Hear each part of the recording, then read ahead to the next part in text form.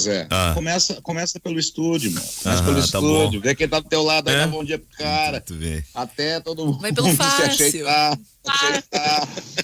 Ô Zé Aldo, Fala, meu padrinho. Bom dia, benção. Meu padrinho entrou, deu aquele plá e sumiu. Se atirou na amargura. Parece o Wender, né? Entrou, já saiu. Tomou o vermelho e tá fora. O Já. Oreste só veio no bom dia. É. Tá bom, eu vou fazer uma como é que chama lá, uma... tem Tu uma... vai fazer o esporte, tu Não, vai não, tem uma, surpreender tem uma assim, expressãozinha, fazer quando a gente quer aprender alguma coisa que não sabe fazer, vai lá no Google e pede um... Dá uma googleada. Né, tem um outro nome, mas enfim.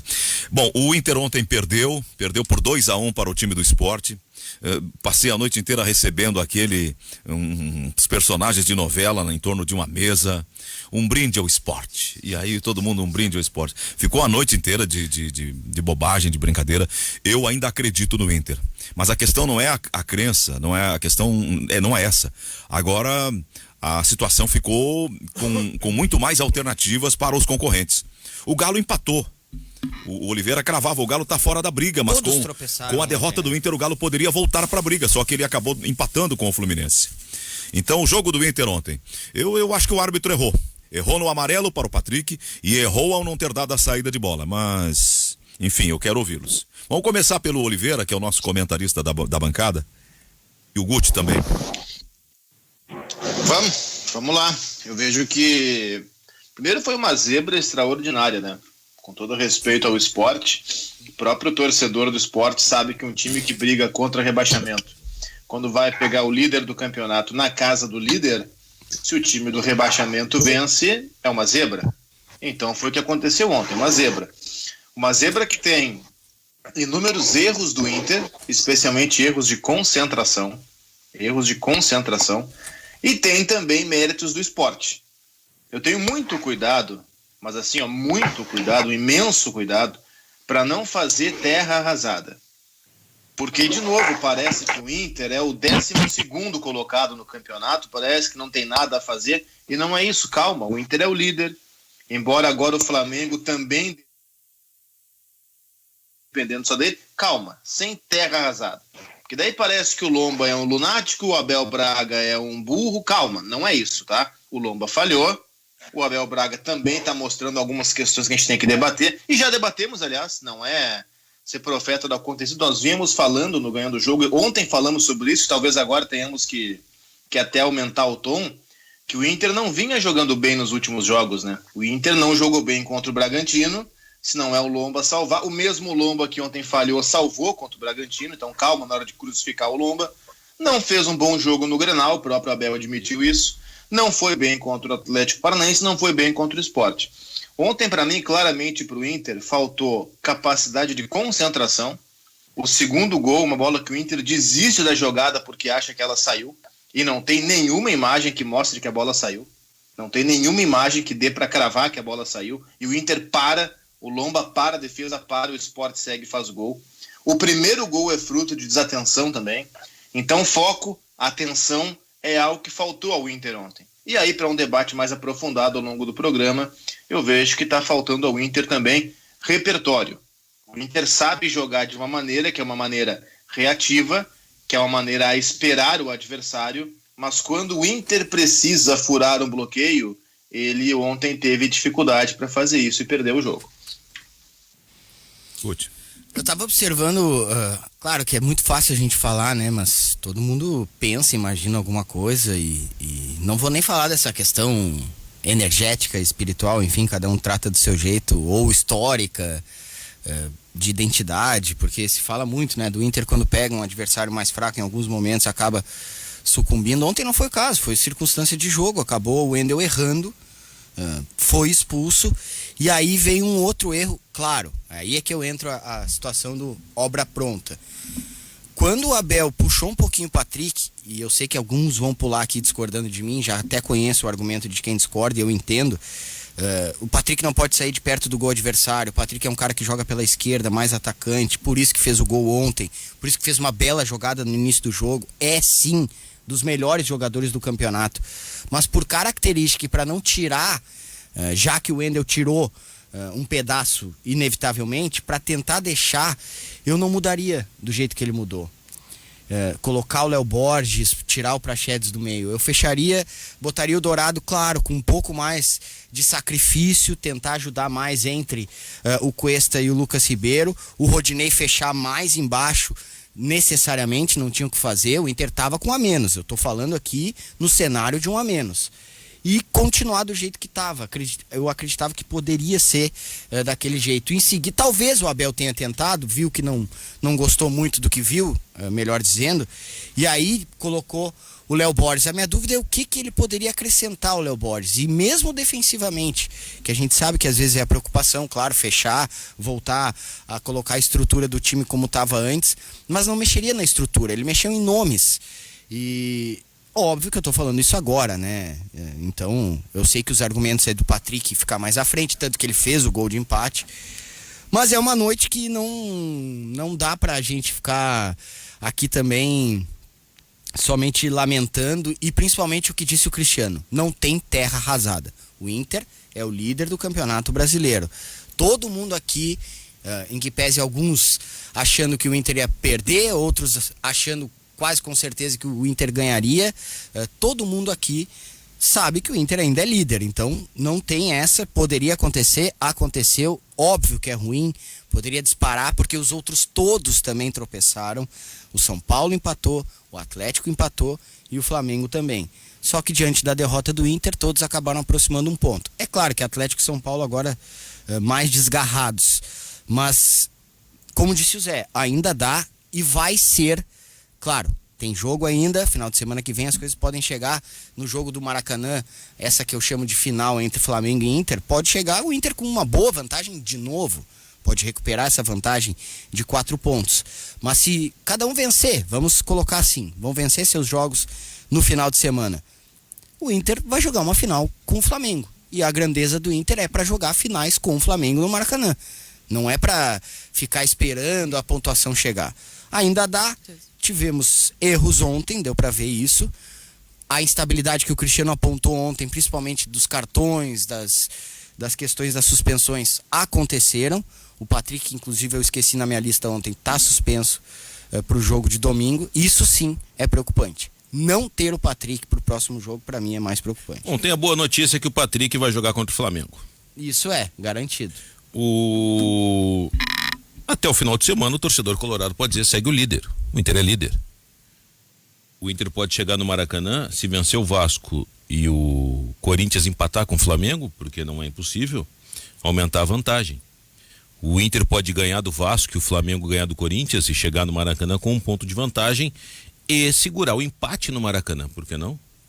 E vai para a última rodada com esta vantagem de 1 ponto. E aí tem que ganhar do Corinthians no Beira-Rio e o Flamengo vai ter que ganhar do São Paulo.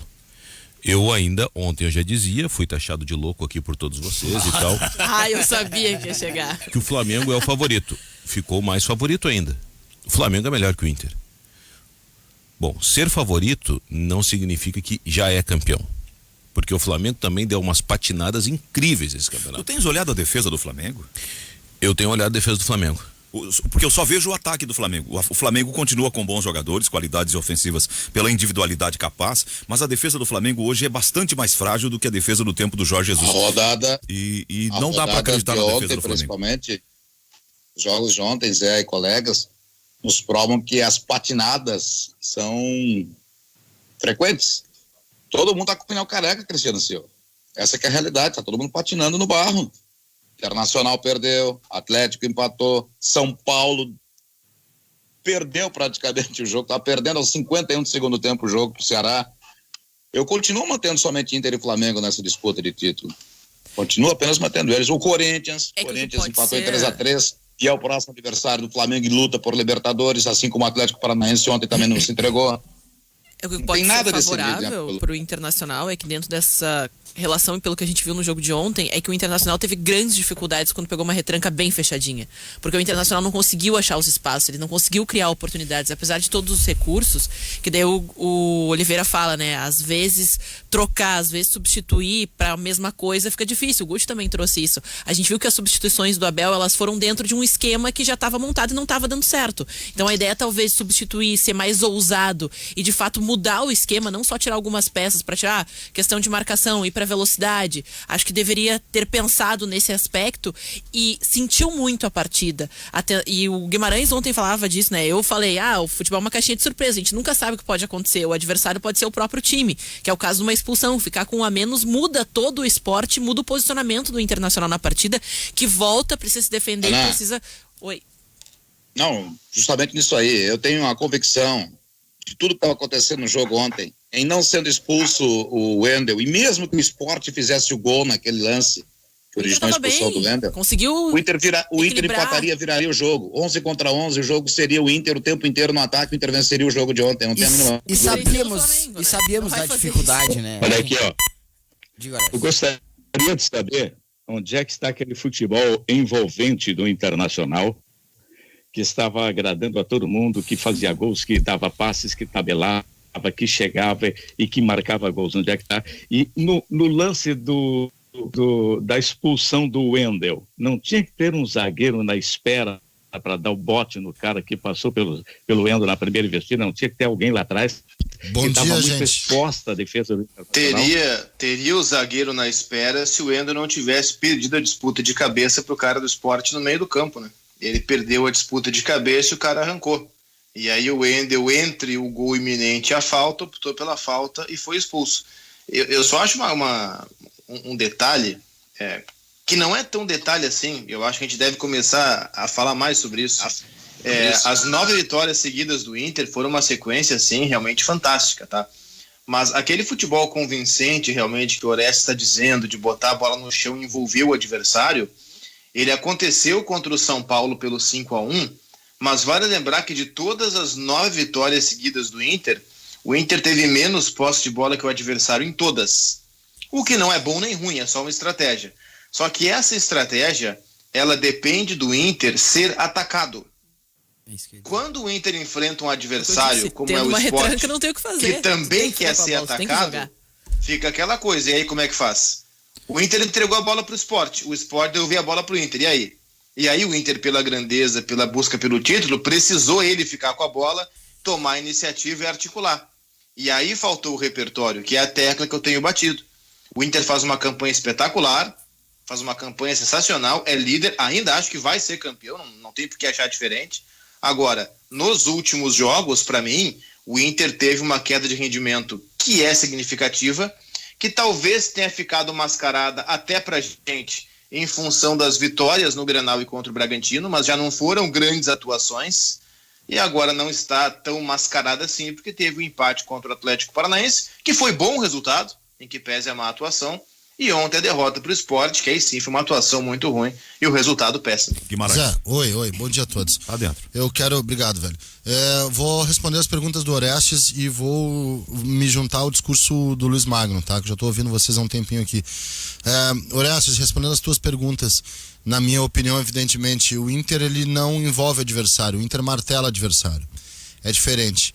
Envolver é diferente de martelar. E o Inter é objetivo com o adversário. Quando ele pega, ele faz. Pouca posse de bola não significa que o Inter não está envolvendo o adversário. Envolver é quando tu detém o controle total de todas as ações, né? Incluindo ficar com a bola. O Inter ele controla pelo não ter a bola muitas vezes e sendo incisivo. Assim, transformando numa luta de boxe, tá? Eu posso controlar contigo a luta, te mantendo distante, não deixando tu me golpear e te tonteando a luta toda. O Inter não faz isso. O Inter, tu dá umas porradas, mas quando eu te dou, é nocaute, entende? Então eu não te envolvo na luta.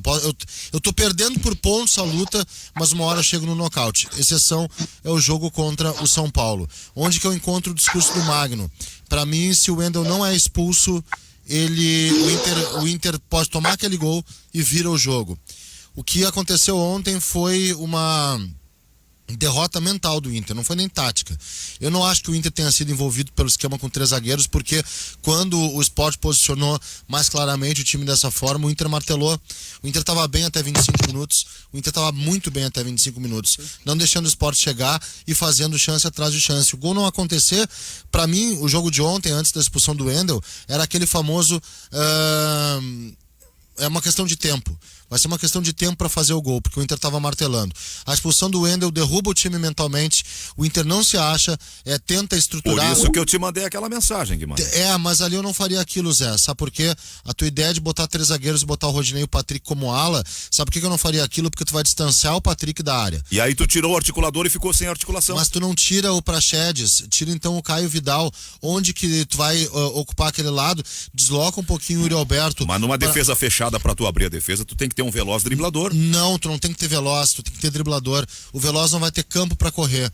O Caio Vidal foi trancado o tempo todo. O articulador tu não pode tirar. Ou então tu faz o seguinte, tá? Tu não transforma em 3 zagueiros, tu até desloca o Cuesta pra esquerda, recua o Edenilson pra ser primeiro volante e mantém o Praxedes num processo de articulação com os 3 na frente. É isso que eu falei, puxar o Dourado e pra mim foi o erro do Abel. Aí tu pode fazer. Também, vai sacrificar o Dourado, mas eu claro entendo, mas tem um a menos. Não tava precisando dessa transição, exato. Mas eu entendi o Abel. Ele coloca o Léo Borges para deixar um cara na posição, um cara na função, porque ele também observou que naquele momento o Rafael Thierry já era mais um lateral direito do que um zagueiro e que o Patrick do Sport, ele era mais um ponta do que um lateral. Então o Abel, para não segurar o Cuesta como zagueiro e não fazer uma improvisação na defesa, sim, o Rodrigo Dourado é uma improvisação, optou por um lateral esquerdo. Talvez eu fizesse o mesmo, talvez eu não tirasse o Praxedes, que estava bem no jogo, tá? Talvez minha escolha fosse outra. Ele acabou queimando uma troca no começo do jogo, ele se viu forçado a queimar a troca pela expulsão do Wendel, mas eu vejo que havia outras possibilidades ao invés de queimar aquela alteração. E algumas são essas que vocês estão levantando. Recuar um pouco o Rodrigo Dourado, mesmo que o Sport jogasse na transição, mas usar o Dourado como um volante na saída e recuar para a zaga na hora da fase defensiva com o Cuesta deslocado, era uma possibilidade. Meio kamikaze, talvez não, mas pelo momento do jogo, mas era possível fazer do Cuesta um híbrido de zagueiro e lateral, o Patrick um híbrido de meia e lateral, e a partir daí ter os dois uma dobradinha pela esquerda. O Lucas Ribeiro ficaria sozinho? Ficaria, por isso que eu disse que é meio kamikaze, mas dava para fazer. Eu acho que havia outras possibilidades. Eu não tiraria o Praxedes. Mas a transmissão da televisão disse que o Patrick, o Abel, ele orientou, né? Disse, olha, não quero que o Patrick saia de perto do gol. O Patrick precisa ficar o argumento é esse. O Abel disse isso e pegou, né? O pessoal da transmissão. Ele fez a decisão de deixar perto para criar oportunidades quando tivesse construir alguma coisa. Senão ia só retrancar. Só que aí que tá. Se tu não pode abrir mão do teu articulador, aí é o beabá. Pra mim, a falha do Abel foi essa. Não foi nem a alteração em si, não foi nem fazer a troca, não foi colocar o Léo Borges na falha do Abel, tá? Daria para não colocar, mas colocar não foi o problema. O problema foi a escolha do Praxedes para sair. Porque no 10 contra 11 é natural que o Sport jogaria pelo contra-ataque e teria um certo espaço. Quando o Inter tivesse com a bola, ele precisaria de articulação. E tu não pode tirar o articulador precisando de articulação. Ali foi o erro do Abel. Quando ele abre mão do Praxedes, ele entrega a tarefa de articular nas mãos ou nos pés de Edenilson e Patrick, que são rompedores, no caso do Patrick, são infiltradores, mais no caso do Edenilson, mas não são pensadores, não são articuladores. Para mim, o erro do Abel foi na escolha de tirar o Praxedes. Eu acho que a pior modificação foi a entrada do Nonato, que é um jogador que não te dá nada. Te dá um rodopio e um passo pro lado, às vezes passe errado. Rodopio, passo pro lado, rodopio, passo pro lado. Esse menino vai ter que ajustar algumas coisas no jogo dele, sob pena também de sofrer. O que eu falo do Matheus Henrique no Grêmio e falo do Nonato, acho que o Nonato tem menos qualidade que o Matheus Henrique, acho o Matheus Henrique mais jogador, mas no futebol atual, que é muito direto, intenso e às vezes insano, o Nonato com essa pecha de nem carimbador maluco, né? Carimbador protocolar, né? Que pega, dá uma carimbada próximo, dá uma carimbada, isso aí não funciona para nada mais. E ele vai ter que passar por uma mudança no próprio futebol. O Nonato, ele é um peão carimbador do lado. É um carimbador protocolar. E o futebol não pede isso, ainda mais quando tu tá perdendo por 2-1. Essa modificação para mim foi a pior. Eu não gostei do Abel ontem. Eu entendo a entrada do Léo Borges. Deixar o Lucas Ribeiro sozinho. A única prova que teve... Foram 2 provas que o jogo teve. Uma foi o gol. É um erro do Rodrigo Dourado. Mas aí tá o Lucas Ribeiro sozinho. E aí ele toma uma meia-lua do Marcão Silva, jogador do Sport. E no outro momento ele antecipa e o Dalberto dá um giro nele sem tocar nele. E o árbitro cai num grito e marca uma falta. O Dalberto iria cara a cara com o Marcelo Lomba num lance que não foi nada, e foi um lance de Lucas Ribeiro sozinho. Vou lembrar, Lucas Ribeiro sozinho também falha no Grenal. Eu tô colocando esse jogador que eu acho que tem potencial, mas quando ele precisa se virar, ele necessita de uma ajuda, de um auxílio. Deixar o Lucas Ribeiro sozinho, tipo o Grêmio faz sempre fez com o Jeromel na vida, né? É uma diferença muito grande de tudo, e o Lucas Ribeiro é um cara que não se vira tão bem sozinho. Uma outra coisa, tem muita gente culpando o Abel. Como assim o Wendel era o último homem no lance do gol? Era um lance de bola parada ofensiva. Bola aérea do Inter na área do Sport. Exato. O lateral sempre fica. O lateral sempre fica, tá, gente? Não é o último. Como assim? Culpa do treinador que o lateral, o último homem... o time não tava em transição. Não tava em transição. Ele tava em fase de bola parada ofensiva. E aí os 2 zagueiros sobem. Qualquer esquema básico, sistema básico, mantém o lateral, fica o lateral. E aí os zagueiros, os 2, sobem para tentar o reforço aéreo. Foi uma falha individual do Wendel, naquele momento, sendo o último homem, ele tem que espanar numa linha de segurança, e depois foi a pior tomada de decisão da vida profissional desse rapaz, onde ele prejudicou todo o time. Então, tô com o Magno nessa, viu? Pra mim, se o Wendel fica em campo, pode tomar o gol, o Inter vai ter poder de reação, porque o Inter sentiu muito, inclusive fisicamente, o que é natural, ter ficado com um homem a menos. E a gente fala na rapidez de tomada de decisão, e a gente sempre cobra isso de um atleta, e a gente vê um erro enorme de tomada de decisão, um momento impensado. O Wendel acabou sendo expulso, dificultou todo o jogo do Internacional, mas também às vezes a falta de reação do próprio técnico, que não tem a reação adequada quando enfrenta uma retranca.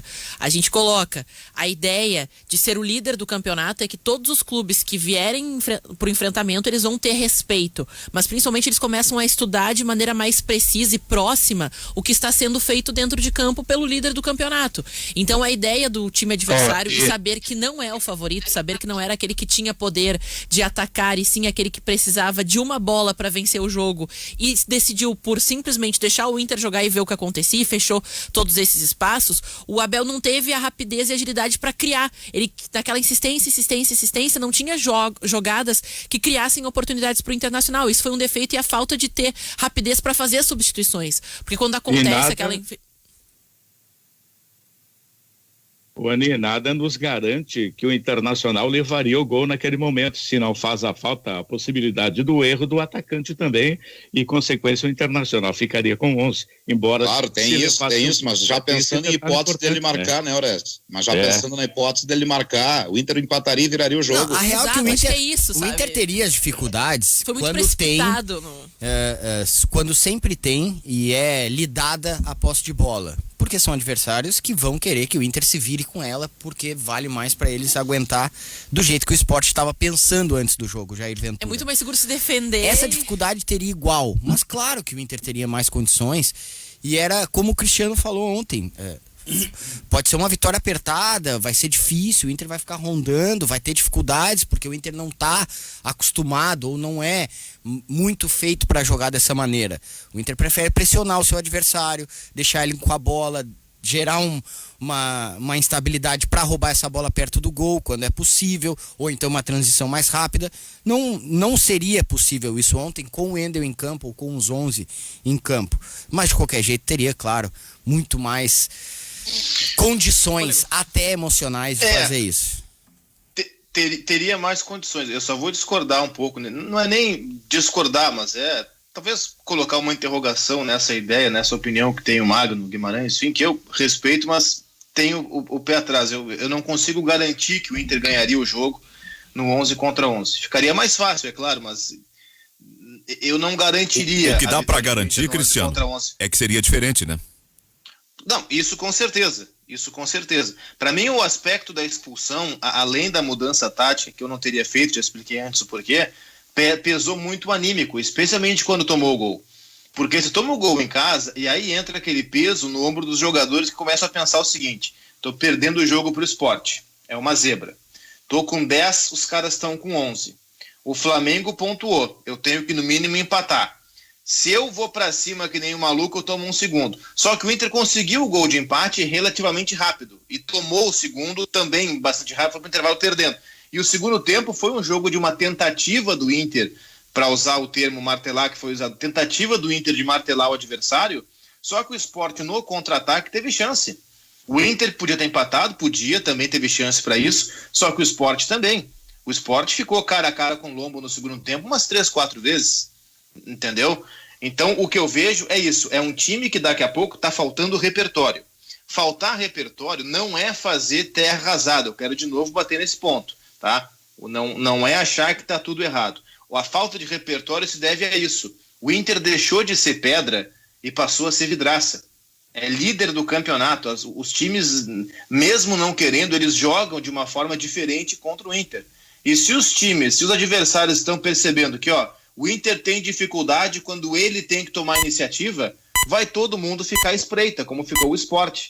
E o Inter vai enfrentar isso nessas rodadas finais. Talvez não contra o Flamengo, mas vai enfrentar isso contra o Vasco e talvez na última rodada, dependendo de como estiver o Corinthians também. E também trazendo o aspecto que ontem o Guimarães falava, né, que o Inter tem característica de definir nos primeiros minutos. Não conseguindo fazer essa definição, justamente pelo posicionamento do time adversário, teria que ter tranquilidade e cabeça para lidar com um jogo complicado, um jogo mais amarrado e criar essas oportunidades para, de fato, conquistar um bom resultado. E eu vejo que a gente também tem o costume aqui no Brasil de parecer que não aceita partidas com muitos gols que não fossem goleadas, né, de grande número de gols logo no início da partida para depois se estabilizar. Então o fato de não querer levar um gol e de maneira precipitada tomar aquela decisão é aquela decisão, eu não posso levar porque eu não posso estar com prejuízo.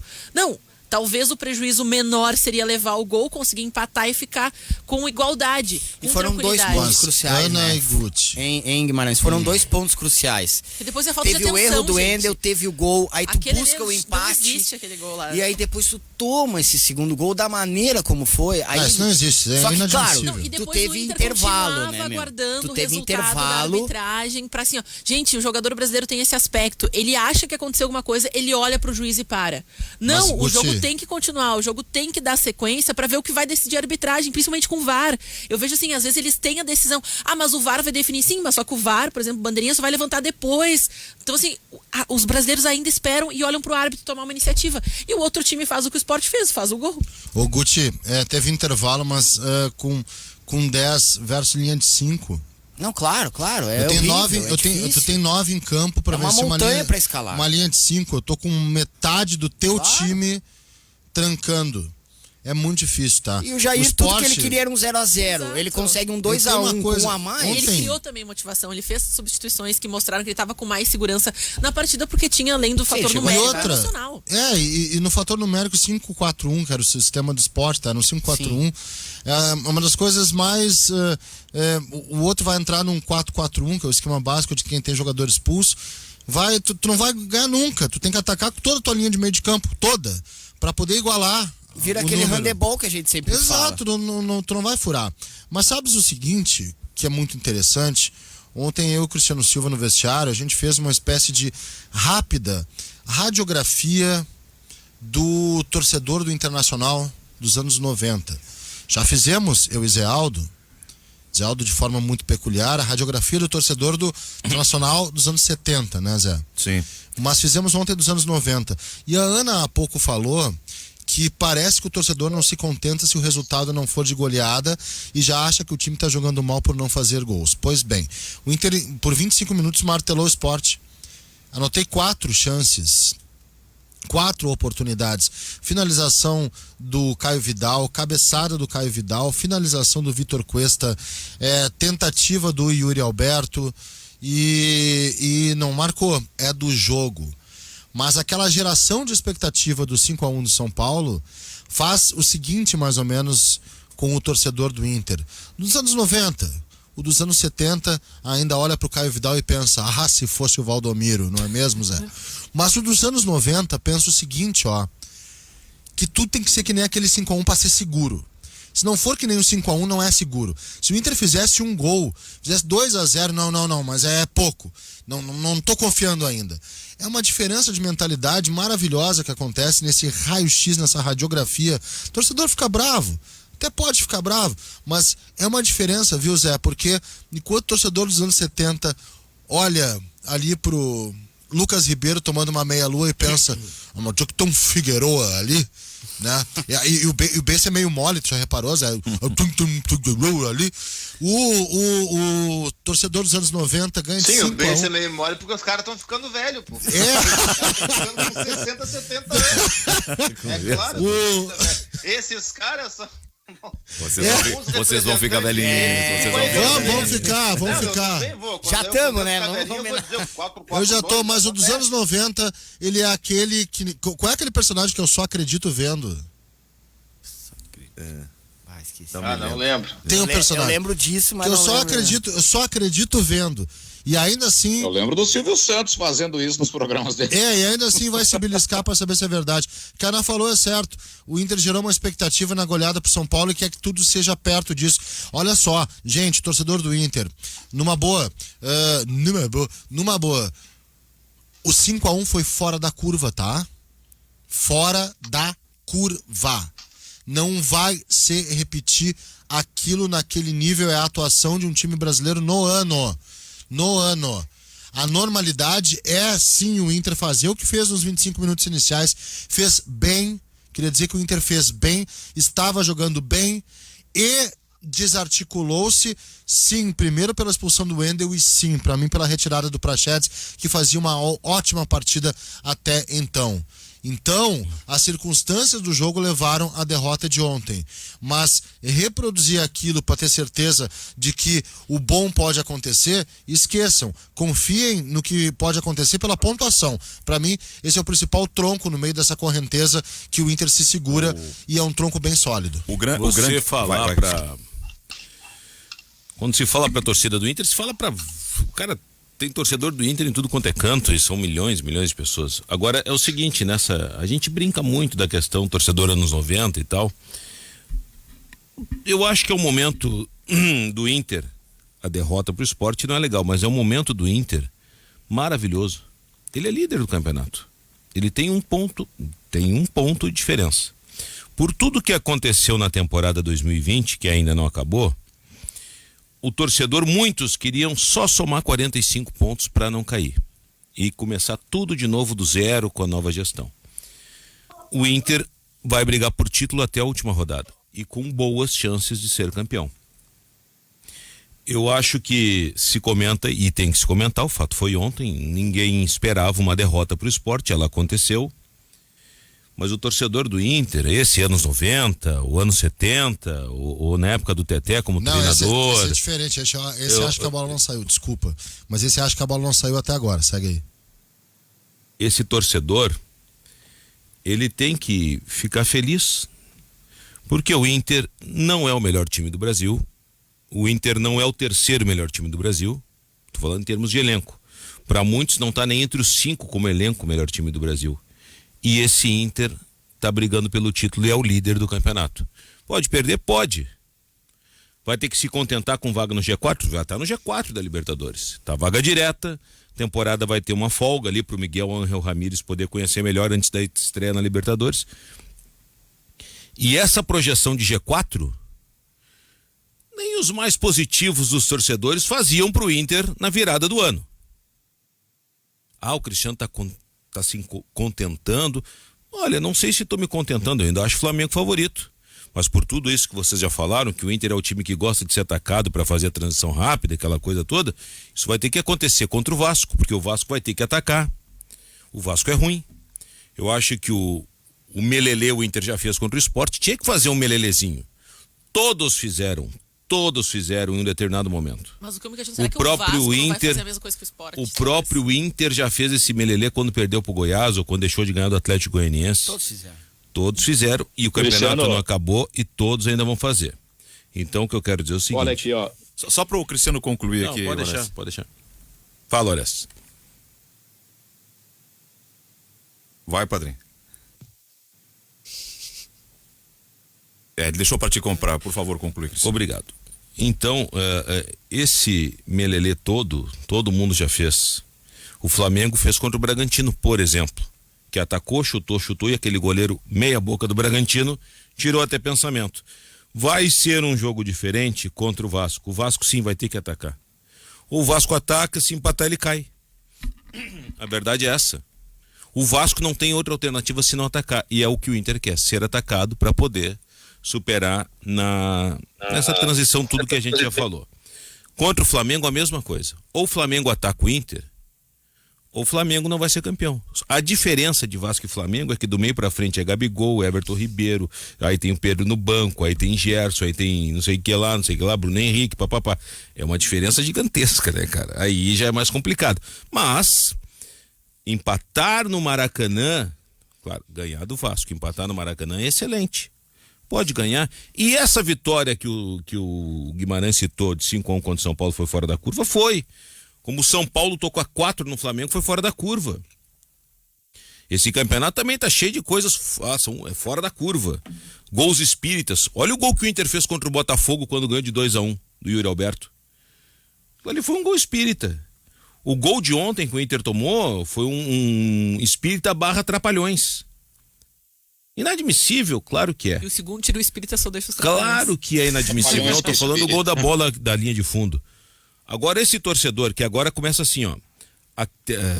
São gamas, né? Aqueles torcedores que condenavam o Marcelo Lomba, eles estavam quietos, porque o Marcelo Lomba estava salvando. Agora eles saem. Olha esse Marcelo Lomba, eu sabia, mas vem cá, cara. Se não fosse o Marcelo Lomba, já não tinha 3 pontos contra o Atlético Paranaense no Beira-Rio, não teria 3 pontos contra o Bragantino, não teria 3 pontos contra uma série de coisas. Deles, só que todo o Inter parou. Todo o Inter parou. Por que os atletas não estavam atentos? Foi muito grave. A gente fala assim, claro, o nível de competitividade ele tem que estar altíssimo nesses momentos. Foi muito grave. A gente fala, pode aconteceu. Sentir, mas aquilo ali é concentração, aquilo lá é falta de atenção, aquilo lá tudo é isso. Assim, ó. O Abel falou isso aí, aconteceu. Só que não dá pra rasgar tudo que o cara fez até ali. Aconteceu. Então, bom, se ele faz aquela. Crucificando o Lomba, mas eu acho que é muito mais grave da defesa também que tá o passarinho passar no lar do que. Não tem que crucificar nem o Lomba. Eu acho que o erro maior, e tanto que a nota menor que eu dei ontem. Eu não gosto disso, tá? Tem muita gente. Óbvio que eu recebi já recados desrespeitando o atleta. Não é um desrespeito, mas eu tenho que fazer uma avaliação por aquilo que ele apresentou em campo.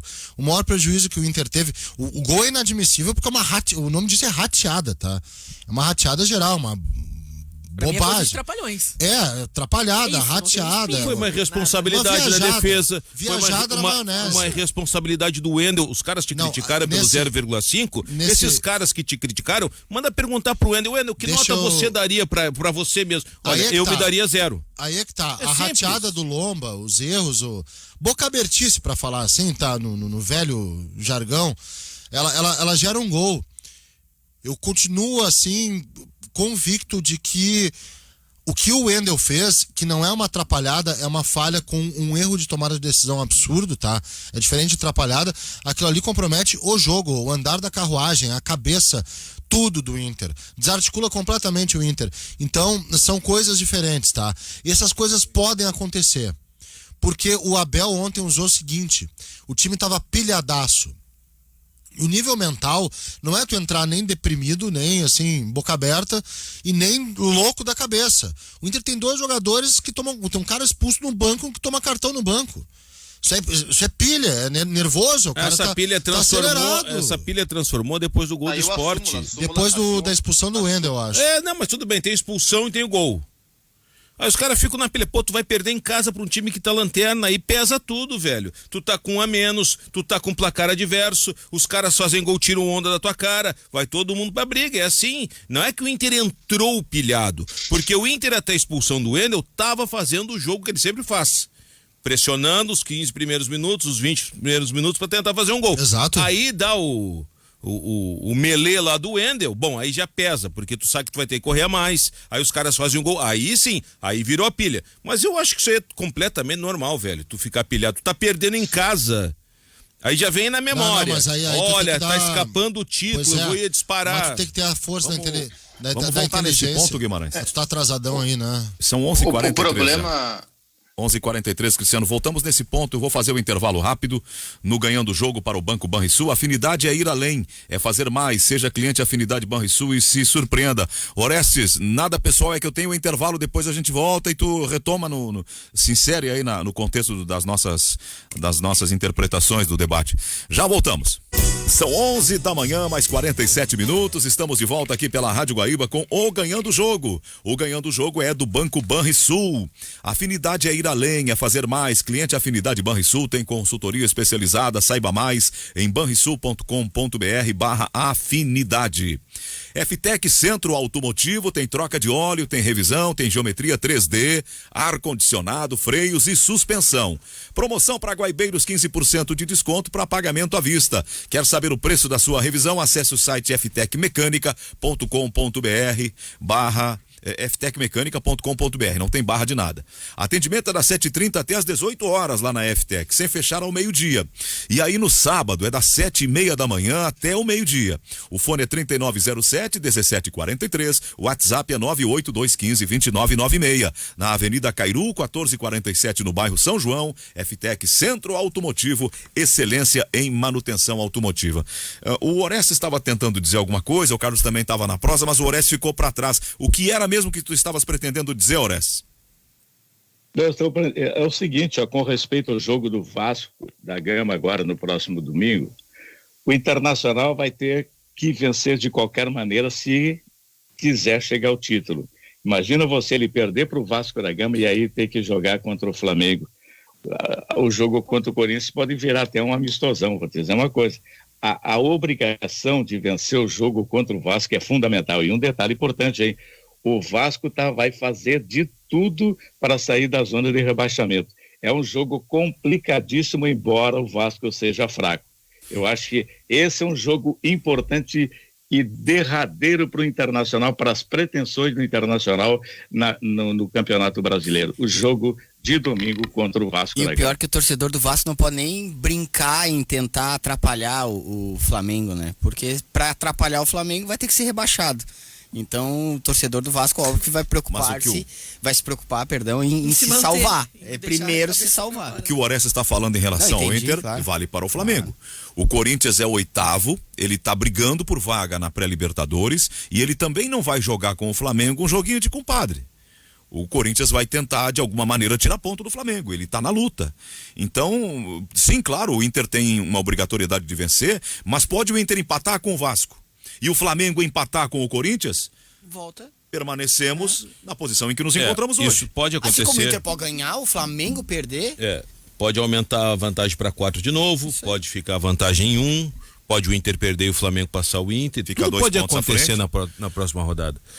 Agora, uma coisa é certa, o Orestes falou, tu quer ser campeão. Bom, agora tu tem que vencer, cara. Tem que vencer o Vasco. É simples, vai lá e vence o Vasco. Me permite fazer uma observação, Cristiano? Sempre. Porque é compreensível o que aconteceu ontem. O Carlos pegou um contexto histórico, o Oliveira fez lá uma interpretação do modelo como foi proposto, e a expulsão e os seus efeitos. Mas tem um fato que está na sombra disso tudo. Um time não consegue superar tantas dificuldades, por mais que queira e por mais qualificado e por mais investimentos, quando há figuras que são quase insuperáveis do ponto de vista técnico. Se aquela bola que não saiu, para mim ela saiu por cima e depois ela fez a curva e voltou, mas bom, se aquela bola não saiu como de fato interpretou o árbitro e tu tem ali o Moledo, o comportamento da defesa é outro. Porque o Moledo sempre foi o diferencial do time do Abel para o time do Cudê. Quando ele colocou o Moledo e recuou os zagueiros, o Inter passou a ter uma consistência de defesa que não tinha. E a defesa do Inter se tornou a defesa menos vazada do campeonato pelo fator Moledo. Então a ausência do Moledo ontem foi essencial para aquela insegurança da defesa. Eu discordo. E o outro aspecto, Guimarães e Oliveira, é que tu tem no auge, é o melhor momento da temporada dele nessa passagem pelo Inter, do lateral Moisés. Ele vem jogando muito acima da sua própria média, tanto mais comparando com o Wendel. E tu perde o Moisés pro jogo de ontem, então tem fatores técnicos específicos do jogo que a gente pode compreender como razões para a atuação do Inter ontem ou para os erros precisos, pontuais que levaram à derrota. Esse ponto da esquerda eu concordo. Diga. Primeiro, me parece que foi o Guimarães que deu uma atropelada. Rapidinho, eu acho que todos os contextos são válidos, tá? Tanto o histórico, quanto o tático, quanto o mental, quanto dos desfalques. Eu concordo contigo, não asseguro que aquele gol o Inter não tomaria, mas eu junto um outro que, na verdade, é uma conjunção desses, de presença ou de ausência e de tática, né?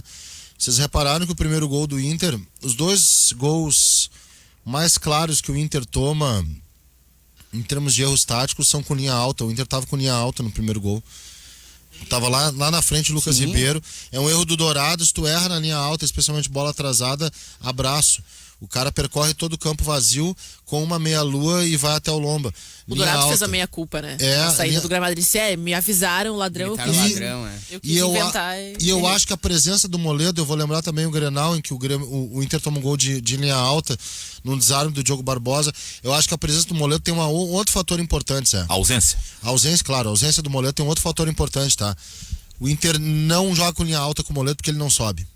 E isso é bom. O Moledo, ele promove, provoca e força... espontaneamente. E força a linha baixa, porque ele se sente mais seguro e essa segurança, ela é transmitida aos outros. Eu raramente lembro o gol do Moledo que o Inter tomou em linha alta. Eu não lembro. Claro que em contra-ataque e transição às vezes acontece. Mas o Moledo sempre segura a onda. Ele só sobe no certo. Ele segura a onda. Pode ser que sim, mas não é... Ele simplifica, não inventa. Mas é um contexto presente no meio de tantos, né, Zé? Talvez não seja o fator principal, fundamental. A gente não pode assinar assim, se o Moledo e o Moisés estão em campo, o Inter não perde. Não sei. Ajudaria, concordo. Ajudaria. Eu acho que o Inter não perderia com 11. Oliveira. Eu discordo porque, primeiro, se o Rodrigo Moledo... Concordo em relação à lateral esquerda, tá? O Moisés vive a melhor fase desde que chegou ao Inter e representa muito mais do que o Wendel. Mas discordo em relação à zaga, porque no gol que o Inter sofreu é uma falha defensiva, é uma pane geral, mas é uma falha liderada, vamos colocar entre aspas, pelo Marcelo Lomba. O goleiro desiste da jogada. Se é o Lucas Ribeiro quem desiste, aí eu poderia dizer que não, se fosse o Moledo seria diferente e tal. Mas quando o goleiro desiste, para mim, se tem o Moledo ali e não o Lucas Ribeiro, tomaria o gol igual. Eu parto dessa ideia muito clara. Para mim, ali, se há um grande culpado, além da pane defensiva, ou quem inicia esse processo de pane, esse processo da defesa travar, é o Marcelo Lomba. Quando ele desiste da jogada, tentando ali um blefe, entre aspas, dizendo que a bola saiu, e não há nenhuma imagem que prove que a bola saiu. E sobre a defesa alta ou baixa, eu já disse várias vezes, para mim o grande erro do Kudê foi deixar o Moledo no banco. Para mim o Moledo é o melhor zagueiro que tem o Inter. O Moledo é muito mais zagueiro que o Cuesta, por exemplo. Então, para mim é indiscutível que ele é melhor do que os outros, inclusive do que o Lucas Ribeiro. Mas não acho que a presença dele faria o Inter não levar o gol. Só a lembrança é que a zaga do Inter, ela não deixa de ser vazada a partir da entrada do Moledo. A gente pode achar se o Inter era confiável ou não, é discutível. Mas o Inter, antes da troca de técnico, tinha a melhor defesa do Brasileirão. Então ele não começou, ele não parou de sofrer gols depois da entrada do Moledo. Para mim ele fica mais seguro, porque o Moledo é mais zagueiro, transmite mais segurança, e é um jogador de uma presença que os outros não têm. Mas a defesa já era menos vazada antes da chegada do Moledo. Não era a do Grêmio? Não é uma defesa intransponível. O Grêmio passa depois a ser a menos vazada. Não é uma defesa intransponível, porém muito mais segura. Isso aí. Mas segura, e acho que essa segurança tem a ver com o posicionamento também e com aquilo que o Moledo provoca, tá? Eu não gostei da atuação do Lucas Ribeiro ontem, tá? Ontem ele falhou. Tomou uma meia-lua do cara, ele entrou inseguro. Ele deu uma bordoada no cara, pelo amor de Deus. Tem outro lance que a arbitragem erra, em que ele antecipa o Dalberto e cai. E o Dalberto pega a bola, ele nem é tocado e a arbitragem marca a falta, seria cara a cara. Eu não gostei do Lucas Ribeiro, não gostei do Rodrigo Dourado. Para mim foi a pior partida do Rodrigo Dourado depois que ele voltou. não gostei do time do Inter, eu acho que ninguém gostou. O Yuri Alberto não gostei também, não conseguiu realizar bem, não gostei das mexidas do Abel. Enfim, foi uma atuação, foi a pior atuação do Inter depois que o Inter começou a sequência positiva. Para mim a pior atuação da era Abel, não era o Abel, era o Leomir, estava com Covid, né? Foi o Atlético Goianiense. Essa foi a pior atuação do ano. Assim. Uma informação, vai começar agora. Essa falta do Lucas Ribeiro, essa falta do Lucas Ribeiro foi o Abel Braga que marcou. Ele deu um grito na beira do campo que o árbitro, acho que estava com um apito na boca, soprou no susto. Depois não tinha como voltar, né? Vai começar agora a disputa do terceiro lugar do Mundial de Clubes, o Palmeiras contra o Al-Ahly, né? Isso. Como? Al-Ahly. Ah, tá, agora ficou melhor. Tu meteu o Palmeiras contra o... Então vai começar agora o confronto do representante brasileiro no Mundial. Zeldo, essa levantada é o lateral direito. Essa levantada de braço aí do Lomba, ele não conduziu os jogadores, olharam pro Lomba e todo mundo parou, eles foram na sequência do Lomba. Sim, é o Lomba quem lidera a pane. A pane começa através do Marcelo Lomba. Mas é aquela coisa que a gente aprende no primário, cara. Primeiro jogo da vida que a gente faz com Falei com a Lana na primeira hoje na redação. Da escolinha. Falei com a Ana na redação hoje. Isso aí a gente aprende na escolinha. Só para quando apita. Exato. Da onde que... Eu que não fiz escolinha, isso aí na escolinha de futebol. Sim, isso, qualquer escolinha, a primeira coisa que se fala, que o juiz é o mais importante, ele que define tudo, enquanto ele não apitar, o jogo segue. Tanto que os treinadores, e agora, eles com apitam o VAR, os jogos, ainda mais, né? Que Vou eles deveriam estar com isso. Estúdio, então, agora. Traz o apito pro estúdio, é uma boa. Agora eu tenho que parar, porque eu tenho o noticiário. Mas tu gostou da minha tese sobre os anos 70 e 90? Eu sempre admiro as tuas teses, Barbudo. Tu é Gostou brilhante. mesmo? Dos anos 70 tu gosta, né? Nossa equipe toda foi muito elogiada ontem no encontro com a direção do Grêmio. Depois a gente vai falar sobre isso, Carlão. A quem representei com orgulho ontem lá. Eis que coordenador da rádio e não pôde comparecer, assim como também o nosso gerente. Né? Então, depois vamos falar sobre isso também. Mas agora vem a Fernanda Bagatini para a apresentação da edição do meio-dia do Guaíba Notícias. E depois nós retomamos o debate do Ganhando o Jogo. As centenas de pessoas que nós temos aqui nos acompanhando pela rede social e por tudo. Segurem aí que nós já voltamos. Meio-dia, mais 4 minutos, retomamos o Ganhando o Jogo, o programa que tem a força do Banco Banrisul, reúne a nossa equipe de esportes da Guaíba para debater o futebol. Afinidade é ir além, é fazer mais. Cliente Afinidade Banrisul tem consultoria especializada. Saiba mais em banrisul.com.br/afinidade. Ponto dos Cafés, já 2-0 pro Palmeiras ali. Ponto dos Cafés, deliciosas bebidas quentes ao simples toque de um botão. Aninha Olhoso, já... É que eu falei. Variedade de máquinas para atender a todas as necessidades da sua empresa. Era só para ver se vocês estavam ligados. Marque uma visita pelo 3325.009 e conheça o site pontodoscafés.com.br. Vamos sortear a camisa que tu ganhou ontem? Não nos deram camisa. Não nos deram camisa. Eu recebi uma mensagem que não foi bem isso. O Cristiano me enseja a oportunidade de fazer uma referência a respeito do que aconteceu. O Grêmio está se reunindo, convocando, convidando para conversar com os veículos de comunicação, veículo a veículo. Ontem à tarde, pela manhã foram outros veículos, outros 2, e à tarde foi com o Correio do Povo e com a Rádio Guaíba. Sentar para conversar sobre a relação. E nós saímos com a melhor das impressões, Telmo Flor, o Carlos Correia, o Rafael Pfeiffer e eu. Carlos Correia do Correio do Povo, pelo Correio. Nós tivemos um diálogo altamente profícuo, por razões que podem se justificar pelo fato de sermos do dia o último veículo lá. A nossa reunião foi um pouco maior que a dos demais. O encontro do presidente, dos vice-presidentes, do marketing do Grêmio, de todo mundo, era previsto para 1 hora. E nós evoluímos para algo próximo de 2 horas de conversação. Foi uma conversa muito, muito serena. O Telmo, que é o editor do Correio do Povo, e o Carlos Correia expuseram... O editor É o Carlos Correia, o Telmo é diretor. Diretor do Correio. Obrigado, Cristiano, é isso mesmo. Eles expuseram as posições do Correio e nós discutimos de uma forma sensata, serena, a relação. E saímos de lá com a melhor impressão. Felizmente, a relação dos veículos do grupo com o Grêmio, nesse momento, é uma relação que podemos definir como uma relação saudável. É importante frisar o seguinte para o ouvinte. Primeiro, a Rádio Guaíba não passa pano. E o guaibeiro sabe do que eu estou falando. A Rádio Guaíba critica quando tem que criticar, elogia quando tem que elogiar.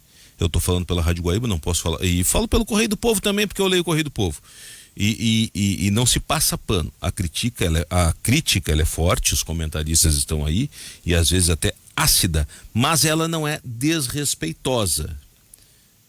Tanto que o Zé Aldo está testemunhando aí a reunião que teve e foi constatado isso pela direção do Grêmio. E outra coisa, o senhor Guaibeiro, senhora Guaibeira, torcedores de Grêmio e Inter, e agora, porque daqui a pouco, agora vão passar paninho, acertar as pontas, agenda positiva. Não, senhor Guaibeiro, senhora Guaibeira.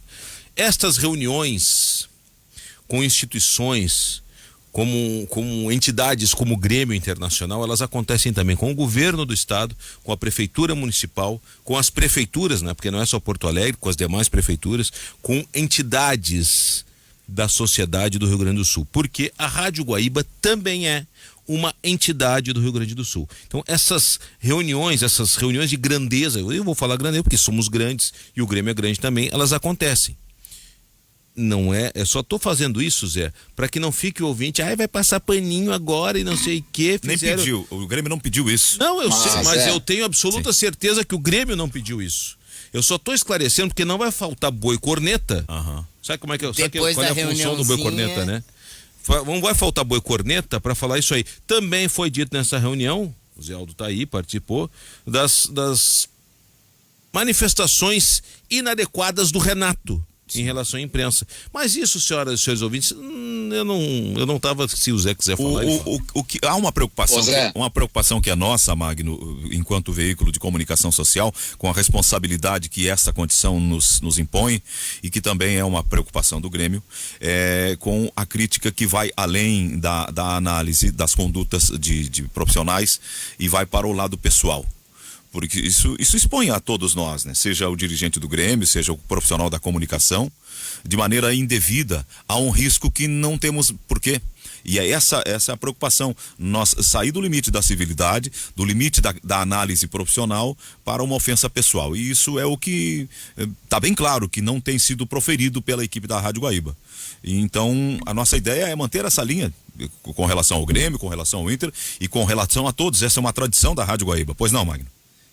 Não, justamente, a crítica, ela sempre tem que ficar no terreno esportivo, nas decisões de campo, nas decisões de clube, enfim, terreno esportivo. Agora, quando muitas vezes o próprio Renato já se manifestou, Paulo Luz, que é o vice-presidente de futebol, já se manifestou, muitas situações direcionadas à imprensa num todo. Se há alguma situação pontual de descontentamento por parte do Grêmio em relação a algum veículo, algum colega, algum profissional, se direcione a ele. Se diga quem é. Não deixe em aberto a imprensa está prejudicando o Grêmio, a imprensa está maltratando o Grêmio. A mesma coisa que eu chegar aqui e começar a falar da classe dos treinadores de futebol sem determinar algo, alguém, ou algum dirigente, colocar todos em um mesmo balaio e acabar direcionando para toda uma categoria. Muitas vezes as críticas, e até compreendo e entendo, muitas vezes corretas por parte do Grêmio em relação a alguns profissionais ou a alguns veículos, que se direcione. Espero que isso também tenha sido debatido nessa conversa que vocês tiveram, nessa reunião, nesse encontro, porque generalizações só prejudicam o trabalho de todas as partes.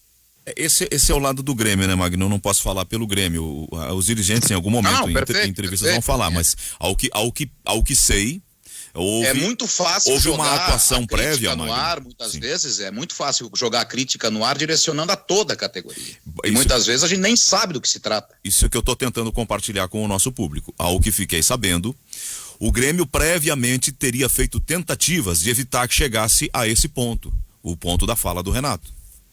Então, o que tu estás preconizando teria sido praticado pelo Grêmio. de tentar um diálogo prévio para evitar que chegasse a um ponto de ruptura, um ponto de estremecimento tal de ir ao ar. Da nossa parte, a nossa relação continua como sempre esteve, uma relação respeitosa, equilibrada, e nós queremos cumprimentar e ao mesmo tempo agradecer pela iniciativa de colocar a Rádio Guaíba, mesmo que não houvesse problema algum, para dialogar, para tentar construir um caminho bom, no caso nosso, manter o caminho. Mas como temos uma importância, como disse o Cristiano, o Grêmio fez questão de falar também com a Guaíba. E por mais que a gente esteja acostumado a conviver com esse ambiente, às vezes um pouco bélico, não dá para justificar a doença de alguém ameaçar qualquer pessoa que seja por causa de futebol, né? Na verdade não se ameaça ninguém de nada, mas eu tô agora falando de futebol. Isso aí a pessoa tem que tratar, na verdade, né? O fanático que acha que ouviu alguma coisa no rádio, ou ouviu alguma coisa do Renato, e aí vai lá ameaçar a pessoa, porque, tá falando demais, tá ofendendo, nada justifica. Tu perde totalmente a tua razão, mesmo que seja, como é que disse o Cristiano, às vezes é leão de internet, chega, escreve, leão de arroba, escreve um monte de coisa, mesmo que seja só nesse campo, isso aí é uma coisa que precisa ser tratada pela pessoa, né? Ela não tem equilíbrio mínimo para ouvir algo que ela discorda e continuar o debate, sair xingando. E olha que a gente tá bem acostumado no Twitter a ser xingado, mas ameaçar aí é demais. O Palmeiras está jogando agora, disputando o terceiro lugar no Mundial, e é um time, eu acho que é misto, né? Eu não tenho decoro o time do Palmeiras, mas vamos lá. O Everton, Mike, Luan, Gustavo Gomes e Vinha, Patrick de Paula, Felipe Melo. Felipe Melo de volta, é Rafael Mistão. Veiga. Já estava de volta o Felipe Melo. Mistão. Rafael Veiga, Rony, Luiz Adriano e William. Quem é que tá fora de O titular Scarpa aqui? tá fora, mas o Scarpa já não O jogou o Scarpa primeiro não é jogo. titular. Mike, Não, né? quem tá fora é o Danilo, Marcos Rocha. Danilo, Zé Rafael E o menino, né, o da e seleção. o Gabriel Menino. É time misto. Que mistão interessante esse aqui também. Eu tava vendo a maratona que o Palmeiras tem a partir de, quer dizer, está tendo já bastante Sexta-feira tempo, já né? vai estar no Brasil. Exato, já chega, já tem vários jogos, vai ter que pagar os jogos que ficaram Dia atrasados. 17 ele tem um jogo pelo e vai Brasileiro. jogar a final. Vai ser pesado pro Palmeiras. Mas tem elenco, né? Não, tem. Tem elenco, ele joga, mas ele tem, Tem uma... elenco ele... e tem que se preocupar, vamos combinar com a final da Copa do Brasil, né? O Não, ele tem ganhou a decisão da Libertadores. Recopa também. Sim, mas eu digo, ganhou a Libertadores. Não vai se preocupar. Tem no meio das finais de Copa do Brasil, possivelmente um jogo de estreia de Paulistão. Isso aí nem se fala, né? Bota sub-12. No O dia Palmeiras 28. tá na Libertadores, campeão dela, inclusive. Não tem nem que se preocupar com os jogos de brasileiro, com todo respeito. O Palmeiras vai jogar aqui, ó. Trocentos Hoje é 11, jogos, né? Azar. Hoje é 11. Hoje é 11. Dia bom. Hoje é 11. Ele joga 14 contra o Fortaleza, né? Aí joga 17 contra o Curitiba.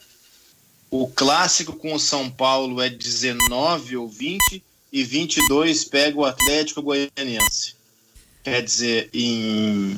8 dias, 4 jogos. 8 dias, 4 jogos. Isso aí. Sem contar uma viagem que ele vai atravessar o mundo, né? Ele sai do Catar e vem pro Brasil. Se eu sou dirigente do Palmeiras ou o técnico Abel Ferreira, esse jogo contra o Fortaleza e contra o Atlético, contra o Curitiba, meus amigos, o jogador desembarca, pessoal, 5 dias de folga, vamos dar uma relaxada, dar uma desacelerada, representa. Tá aí, esses jogos, nós vamos botar o sub-20. O sub-20 vai jogar aqui contra o Fortaleza e contra o Curitiba. Eu estava vendo ontem um dos programas de televisão e a manchete, não a manchete, mas a nota de rodapé da tela. Libertadores salva o ano no Palmeiras? Era a pergunta. Senhora. Cara, se uma Libertadores não Isso aí salva o ano de qualquer todo mundo clube tentava da América falar do disso. Sul, o que vai salvar, meus amigos? O Paulistão? E ganhou o Paulista ainda, pra ficar claro, né? O que disse o Oliveira, Magno, tem um sentido que vai além e que a gente nem sempre considera. O público que não tem o hábito da viagem, que não tem condições, que não tem a experiência dessa da viagem, vale esse raciocínio. Quando se faz uma viagem de 13 horas e 35 minutos daqui a Doha, que é o tempo que dura uma viagem de São Paulo até o Oriente Médio, até a capital do Catar. Se for no voo direto, não é tão ruim. Quando uma conexão, né? uma conexão O lá Brabo é uma greve. tu fica 15 horas na conexão em Roma, não pode ser no aeroporto. Ou tu volta, tu pega uma greve em Buenos Aires, que tu fica 3 dias encalhado em Buenos Aires. Ah, mas é maravilhoso. Sim, mas só que daqui a 3 dias é Natal, meu amigo. E tu não tem mais nada. Tu não tem família, tem Catar, e o bolso já tá vazio, né? Depois que tu passou disso Que eu aí. queria dizer a outra coisa. É um Qatar Airways direitinho de Doha para Guarulhos. Com cabine Não, individual. não é só o desgaste de ficar com o corpo comprimido num banco, com gravidade diferente de ar e tal. A questão é que chega lá e tem um fuso horário com 8 horas à frente. Não, isso aí O organismo sofre um problema no biológico. E aí tem que jogar, né? Aí tem que fazer a adaptação do corpo àquele fuso horário. Quando tu fica lá uma semana, tu adaptou para aquele fuso horário. Aí tu viaja 14 horas de volta e tem que fazer um processo de readaptação ao fuso horário local, que é 1 hora por dia. Então isso leva um tempo para recuperar o físico e o mental também. Isso, né? Não participar. Tem uma solução para isso. É tu perder a final da Libertadores. Não, mas essa cogitação Perde ao Santos. O Santos. Não, de preferência nem chega na final, que é pra nem ter o sonho. Sabe? Não, mas morre antes, aí deu. Chega até lá a final para pegar a premiação até a final. Premiação do vice. O Santos não passou por absolutamente nada desse desgaste de fuso horário, nada. Tá feliz da Vila, lá na Vila Belmiro, na Baixada. Eu sei que E a classificação Libertadores Eu ameaçada. sei que tu estás fazendo uma ironia, mas o que eu tô tentando dizer é outra coisa. É humanamente impossível que um time não apresente algum déficit, não apresente algum efeito negativo no seu por rendimento isso que eu digo, tu atlético chega e aqui, mental. sexta-feira tu chega em São Paulo, dá 3, 4 dias de folga para esses caras que estão lá e põe o sub-20 a jogar. O que o Palmeiras busca no Brasileiro? Nada. Isso é verdade. Nada. Não, mas é que tem outra coisa também que a gente tem que começar a olhar assim com mais atenção. Desde que a Libertadores passou a ser disputada o ano inteiro, e essa temporada ainda tem o acréscimo de ser uma temporada maluca, um ano maluco para todo mundo, né?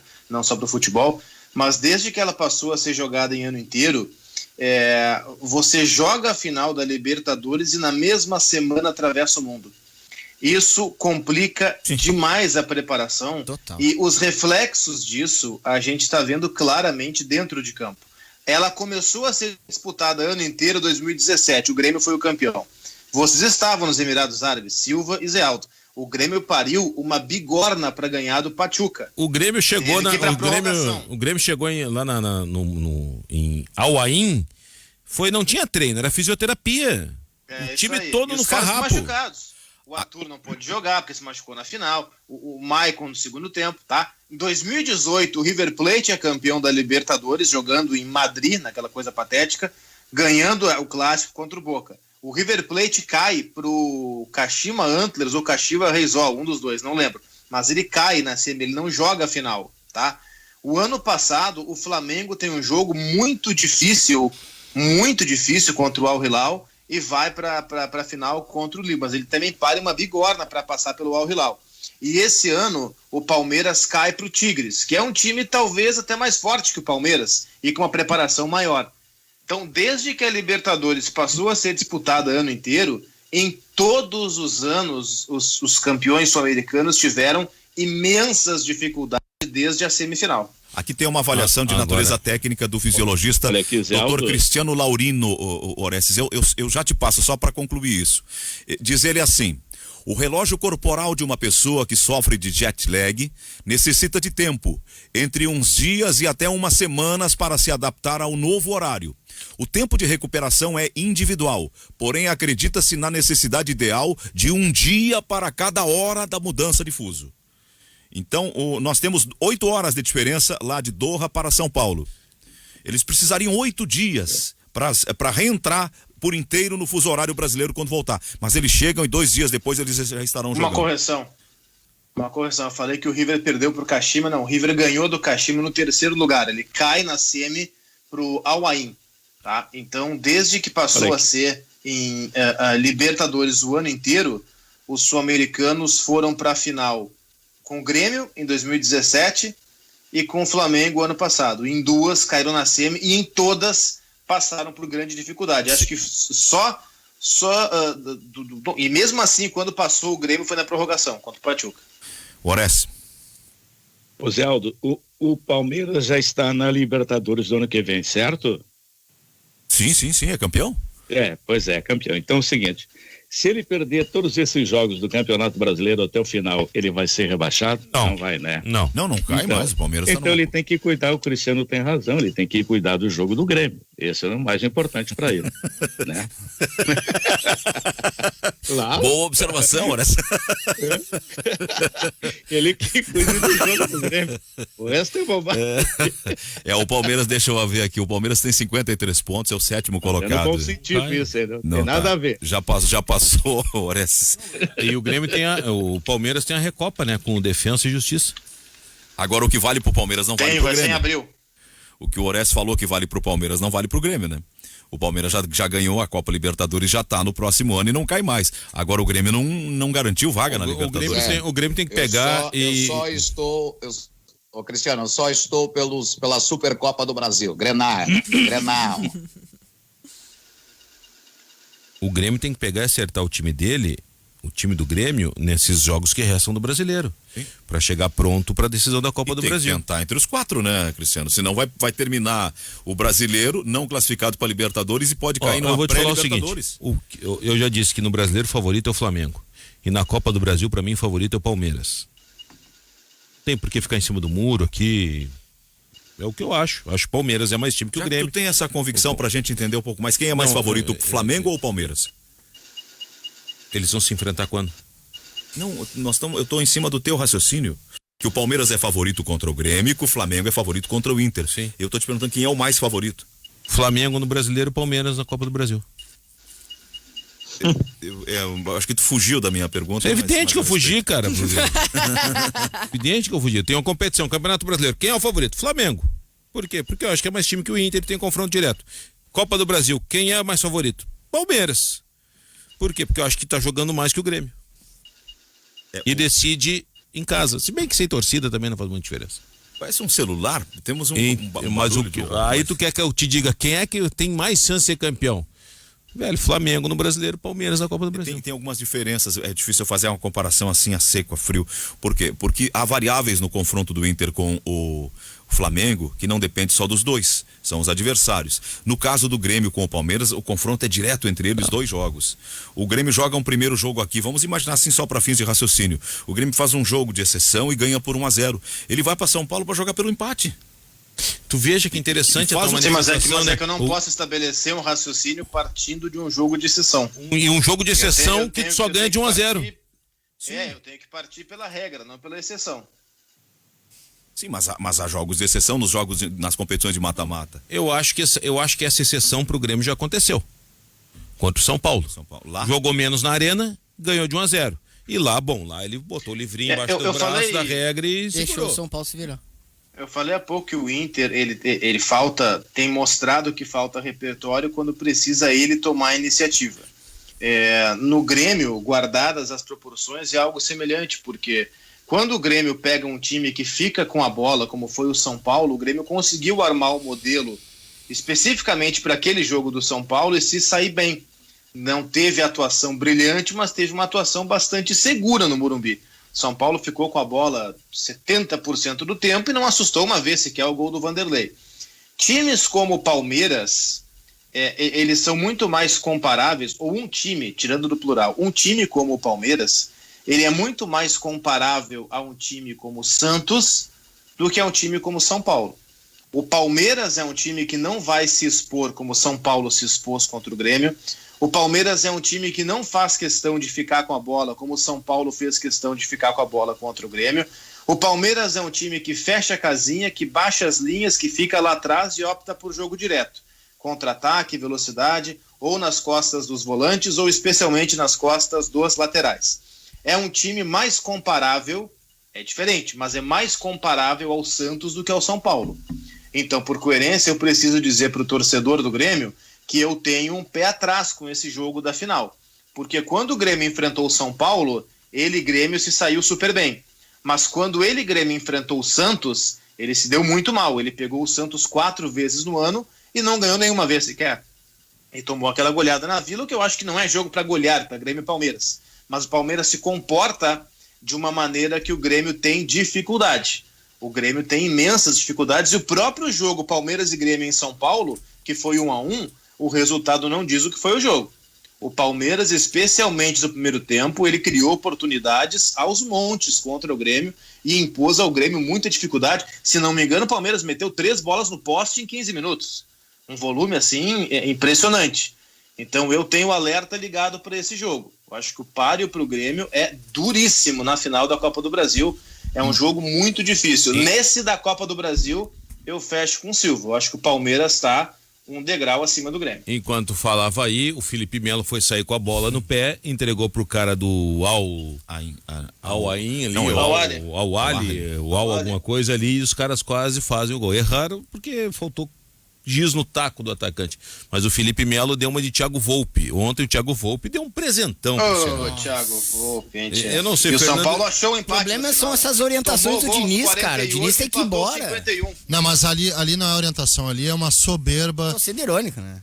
Porque é o seguinte, ó, claro, ali o cara recebe a bola com distância do Léo Chu pra fazer qualquer coisa e ele espera o atacante chegar pra mostrar que ele sabe driblar. E quando o atacante ali é um chega, absurdo que ele acontece. ainda tinha uma segunda oportunidade de botar pra fora, pra fazer o que fosse. Ele ainda tentou completar o drible e aí viu a casa cair. Não tem jeito. Mas que nem futebol o cara americano, aos quando o 48... quarterback é pressionado, toca a bola pra fora. Não se complica. É. Aos 48 do segundo tempo, teu time tá empatando em casa em 0-0, tu vai querer dizer que... vai querer mostrar que sabe driblar? Não, né? E o gol foi do Léo Chu, que pertence ao Grêmio. Tá fazendo um campeonato muito bom pelo Ceará, o Léo Chu. E para mim o Grêmio tem a obrigação de aproveitar esse garoto em 2021. Olha só, interessante, né? A gente estava ontem linkado com a Jovem Pan, colocando a nossa piada, o narrador Nilson César, consagrado. Sim. Consagrado. E ele dos grandes narradores brasileiros em todos os tempos, o grande Nilson César. Mas ele batizou o Léo Chu ontem. Léo Chu! Aí ele passa pro repórter. Léo Chu é bravo. O repórter Léo Chu, e aí vem o comentarista, Flávio Prado. Léo Chu, e ele não se conteve, continuou com o Léo Chu. É Pikachu ou Pikachu? Mas que coisa. Vocês narradores, a gente, reportagem chamavam o Celso Rotti de Celso Rotti. É o Celso Rotti. É verdade. O sotaque carioca, né? Vocês pegam e gravam o nome e não mudam. Léo Chu, é Léo Chu, rapaz. Léo Chu. Bom, vou atender alguns ouvintes aqui antes do intervalo. Mas que corporativista. Falou de narrador, muda de assunto. Sim, eu tenho um prurido ético. Eu não vou analisar o colega nem fazer tutorial pra ele como ele tem que apresentar, nem nada. Mas é muito, eu gosto do Nilson César. A Rádio Jovem Pan tem um detalhe interessante. O Nilson César é o primeiro narrador e o segundo é o Fausto Favara, que é filho dele. Não é o Zé Manuel? Olha... Tá bom, o primeiro é o Nilson César, o terceiro é o Fausto Favara, que é o filho dele. O Cristiano errou a ordem. Errei a ordem, vai dar crise na Jovem Pan. Aí o comentarista é o Flávio Prado e tem o Bruno Prado, que é filho do Flávio Prado também. É legal. Não tô dizendo que os caras são bons, eu acho o Fausto bom narrador também. Sei que daqui a uns 20 anos vai ter o Luizinho, filho do Magno, no nosso time de narradores também aqui. Espero que não.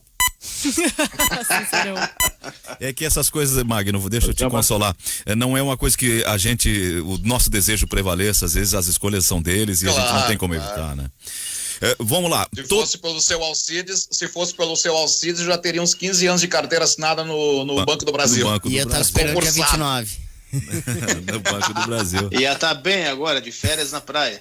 Sabe que nessa aí é interessante, o João Pedro ele não gosta muito de futebol. Meu filho tem 5 anos. Mas aí que tá, Cristiano. O Luizinho também não é tanto assim do futebol. Só que ele já tá começando a narrar o Minecraft dele no videogame. Esse que é o problema. Então, narrador de esportes e games, o meu não gosta muito porque ele vê o pai dele sair para trabalhar final de semana e não ficar em casa com ele. Mas a tua guria gosta? A Antônia não gostava, mas agora ela tá mais, ela já tá fez 11, né? Não, ela que jogava FIFA contigo no Ela joga e me ganha. Aí ela mudou, ela começou a ganhar e tal. Mas aí é que tá. O jogar futebol no videogame com o pai é o momento pai e filho, pai e filha.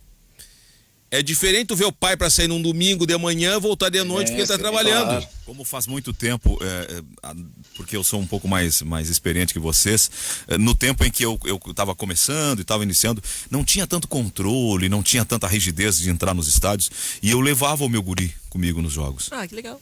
E botavam um crachá nele, o rapaz da SEG colocava um crachá ou pendurava o meu crachá no pescoço dele, e ele ficava, olhava jogo no Ele Beira-Rio, gostou tanto, o Renan gostou tanto que virou servidor federal. Ele não curtia. Mas o Renan foi esperto, viu onde o pai dele ganha mais dia 29. Tem recesso e tá que ele ganhando. pensou nesse lado, ele viu os dois lados. Esse aqui é legal, mas nem tanto. Olha só. Aqui o pai Saiu vai a- domingo aqui Ô, Zé. ganhando isso, e aí no dia 29 ganha aquilo. Eu vou pro dia 29. Fala, Oliveira.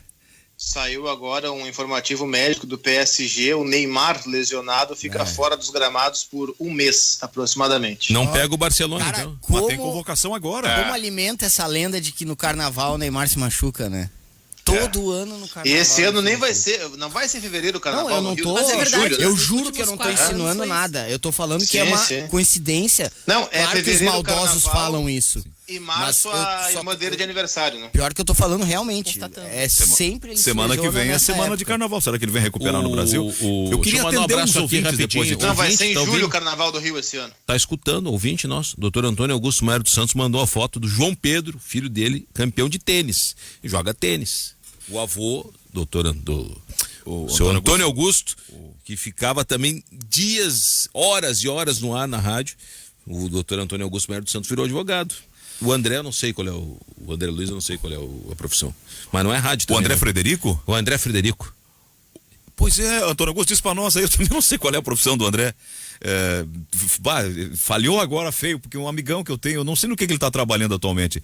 Vamos lá, eu começo atendendo então os ouvintes. Esse aqui é o João de Porto Alegre, diz: todos esses erros que o Guimarães menciona têm uma origem muito maior, a tomada de decisão terrível, com medo, receio do Wendel em definir o lance de primeira, que resulta na expulsão e termina e término do esquema tático, técnico e psicológico do time todo.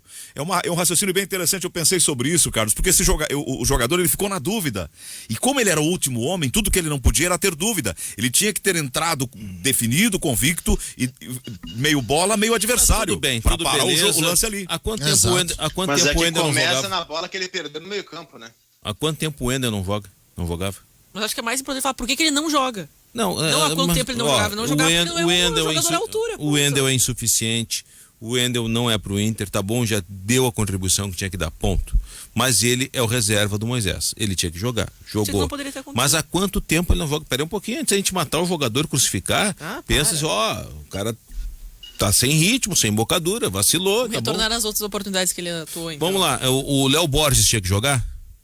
Não, só que eu falo assim, é a situação de que Léo existe Borges- o isso. Léo Borges, Mas que há é da quanto tempo- base- Há quanto tempo o Wendel tá no Internacional? O Léo Há Borges, quanto que é da tempo- base- Há quanto tempo o Wendel tá no Sei Internacional? lá, 25 anos, não Wendel, sei, 5 anos, 3 Lomba, anos. Tá na terceira temporada já. Dourado, Cuesta são os remanescentes da série. O Léo Borges, Edenilson. o Léo Borges, que todo mundo quer como titular, ele não entrou bem. Não tinha também, teve Mas erro de não- decisão, não sabia o que fazer com a bola. Eu não tô dizendo que ele não presta. Não entrou bem. Mas não fez menos que o Wendel. Esse aqui é o Silvio Fontoura, tá dizendo: até Thiago Neves acertando o travessão, lindo. Se Thiago Neves fizesse aquele gol. O cara aí, gremistão, pelo jeito, tá com uma camiseta de militar. Mesmo se o Caio tivesse feito o último gol ali, teria empatado. E quase Mas só um fez. pouquinho, o gol da virada do Inter no Grenal, ele surge no cruzamento do Wendel. Não, é claro que o jogador... O Wendel não é, eu concordo que ele não é suficiente, pra mim tá provado isso há anos, mas a gente não pode colocar o Wendel numa lata de lixo e achar que ele não presta. E o Wendel Não, era um mas cara... ele- Já deu Eu algumas acho. contribuições. E reconhecer, eu acho que o Wendel é um cara que toda vez que a situação do Inter tava ruim, era ele quem dava a cara a tapa. Era ele que dava entrevista, e eu sei porque eu acompanhei bastante o Inter. Mas ele No tem ano da deficiências, queda, né? no ano da volta e depois nos anos seguintes. No plano defensivo ele tem Não, deficiências, claro. isso são notórias. Zé Aldo, bom dia. O André Frederico é administrador do Cremers, mandou aqui o doutor Antônio Augusto. Um beijo, André. Então. Tô com saudade, quanto tempo não te vejo, cara. Bom dia, Zé Aldo. Será que o problema da defesa do Inter hoje é porque o Lucas Ribeiro é lento? Diz o Marcelo Vasconcelos. Pô, mas o Lucas Ribeiro até anteontem tava, olha que bom jogador. Veja que Não, legal. não, o problema não é olha a esse. terra arrasada. O problema não é esse. O problema foi ontem pontuar porque tinha um a menos. Eu acho que a defesa do Inter não é problemática.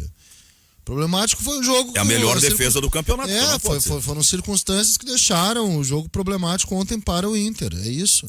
O Marcelo Santana manda pro Carlos Guimarães, eu acho a manifestação dele, diz assim: bom dia, amigos, eu sou Colorado anos 90, meu pai anos 70, e é exatamente assim que somos. Vimos o jogo juntos ontem. Foi tudo conforme a descrição do raio-x. Ele falando em Figueroa e eu dizendo que mesmo ganhando do Esporte, o Inter não seria campeão. Isso que vocês falam é uma bela caricatura, uma piada construtiva. Continuem, diz ele. É uma brincadeira, mas... Que vai no limite do... Mas é uma brincadeira com fundo de realidade. Isso claro, vale um livro, cara. A anatomia do torcedor colorado. E do torcedor gremista também. Anos 70, do torcedor gremista também vale. Tem o Colorado anos 70, tem o Colorado anos 90 e tem o Colorado da década 2000. Eu quero dizer o seguinte, eu nasci em 73, peguei aquele período 80 ali que o Grêmio ganhou tudo, e claro, anos 90 também, e tudo eu exorcizei em 2006. Botei tudo, aquelas coisas. O torcedor deveria ter feito isso em 2006, quando ganhou a Libertadores. Ganhou do Barcelona, né, cara? Ganhou do Barcelona. Em 2010 eu dei mais uma queimada naquela coisa ruim que ficou. Não, mas é que esse torcedor da anatomia dos anos 70, ele acha que se pegasse o Barcelona com aquele time seria 5-0, que 1-0 foi pouco. O problema. A comparação. E vale o mesmo pro gremista. O gremista dos anos 90 acha que o Grêmio não podia ter ganho o América em 2017, porque jogava bonito, e isso vai contra. É verdade. Tem que dar carrinho e sujar o calção. Aquela coisa, aquela geração aflitos também, que acha que o Sandro Goiano tinha que virar nome de estádio, sabe? Também, o torcedor do Grêmio também tem as suas anatomias, assim.